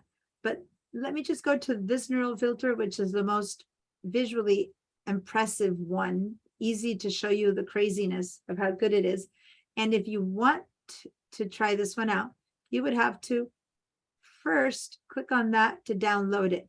So like I already downloaded it, but if yours says has a little cloud, that means you have to download it still. So you first would have to download it. Please don't do it now. Once you've clicked on the cloud and it downloads, then you can turn it on. Now that I've turned it on, even in the filters, it's offering me a few and then it's asking me to download a few others. So let me show you how this works. Because again, there's no learning. There's not much you can do here other than press go. It's not very technical. I'm going to make this up and you can see the image a bit better. So here's my image. Let me bring it down to 100% so you can see more of it. Give me a second. Okay. And then this style transfer is going to make this image mixed with, and in this case, Van Gogh style. So I'm going to click on Van Gogh style. It's processing and it's trying to make these, and it applies some of this image effect to this photo. That looks like mold, which is horrible. I'm going to click on this like Mount Fuji painting and see how it transfers. So as you can see, that's the version of Mount Fuji on these cookies, right? So that's what's called style transfer. Then here we have Monet's water lilies paintings on these cookies. As you can see, there's very little that I'm doing other than clicking around. I can click on, say that I like this one the best. I can hear and I say I want more of that to be applied, and it thinks, it processes here and it changes that, or less. I might want to see more of my cookies come through, or less, et cetera, et cetera. So you can move some things around, but for the most part, it's pretty automatic. And then you can download other artists and other stuff. So that's an example of neural filters where really it's kind of done for you. Well, that one there can take, can work on that blur and try to give you more or less blur. So with that said, and with this recording, I'm going to say cancel, and I'm going to let you guys play with those yourself. But just so you know, since it's a filter, if you hadn't converted for smart filters, then that neural filter will be permanent. So remember to first convert for smart filters, then try your neural filter to have it continue to be editable the way I showed you with the Camera Raw filter. Okay. So play around with that. If you do try some neural filters, do some screenshots and put them up in the Padlet. By the way, I noticed that I didn't tell you to take some screenshots of this when you were in Camera Raw, but if you open Camera Raw again, do some screenshots of that, or do some screenshots of this image now, the way you managed to change it to your taste and put it up in Padlet. Quick answer to the question about masks. I had so many issues with my Camera Raw, and it took so long that I didn't get around too much to masking. But let me just go and get a quick mask on this to show you something, and then you guys can play with it too, because I know that you do that a lot. We only have, you know, Monica, you try things out in between. So I'm going to show you a little bit. If I were to put an adjustment layer on this, and I wanted to change the whole thing, thus I am not masking, I would go down here to this little bottom red thing, click on that. Oh, my adjustment layers are popping in upwards, so you don't see them. I'm going to click on this adjustment layer. And then if I were to go to, in this case, color balance, right? That's before I showed you this hue saturation one, but I don't want to change the color of these cookies. I want to color balance, which is different. Hue saturation would make them bright pink cookies. I don't want bright pink cookies. I want to balance the color. So that's kind of what we saw in Raw. So I'm going to color balance. And then here I can use this to say, well, it's too blue. I'm going to add a little bit of red. And so see, I'm taking the blue out. So I'm getting rid of that weird, I have too much green. Maybe I want to make it more magenta. So I can move these back and forth.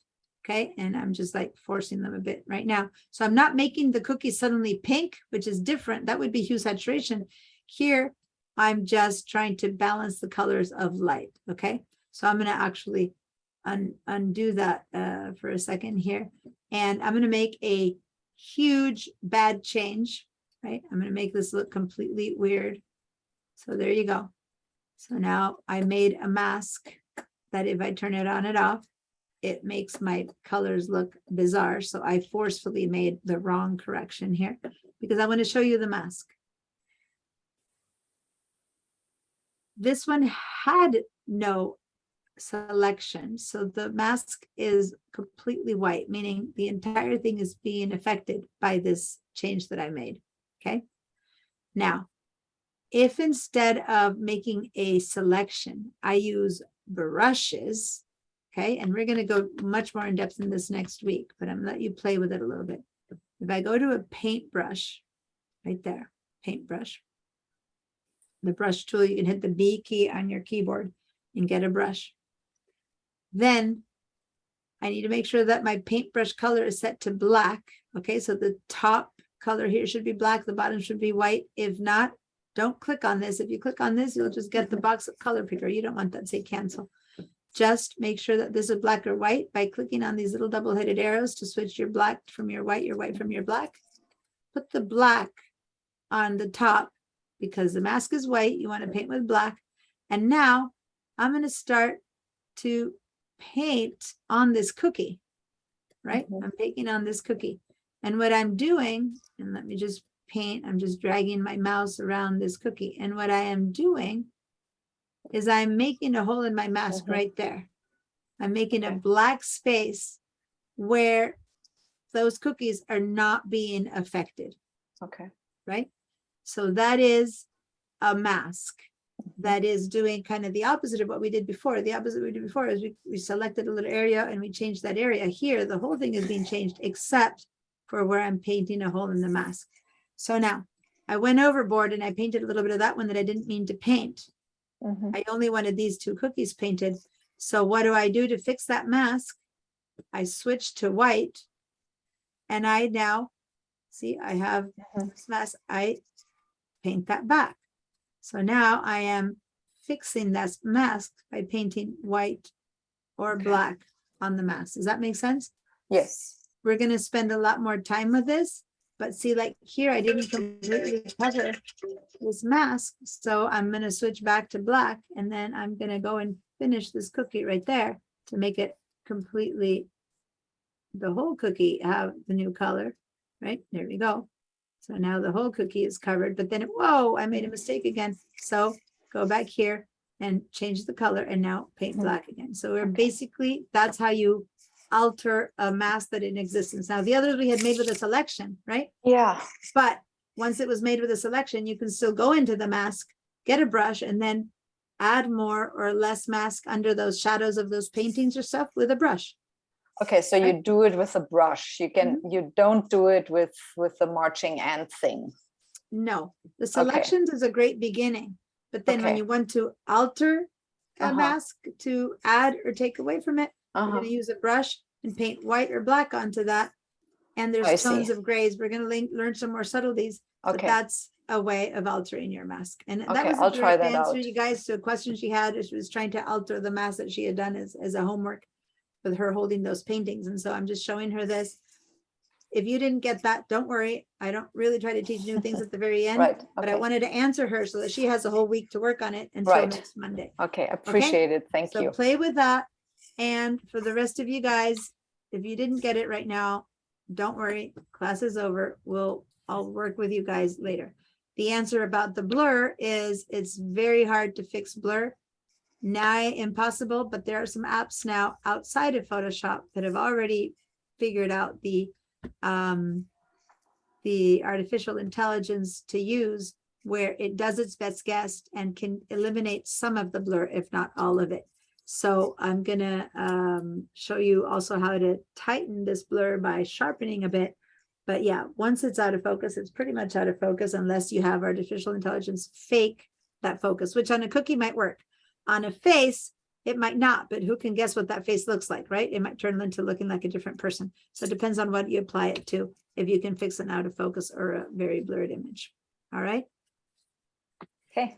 Okay. Thank you. See you guys next Monday. Have fun. Gracias, Diana. Hasta Thank you. luego. Bye. Adios. Hasta luego, Gustavo. Thank you. Bye, my son. Bye, everyone. Bye, Al. Bye, Sue. Bye, Vera.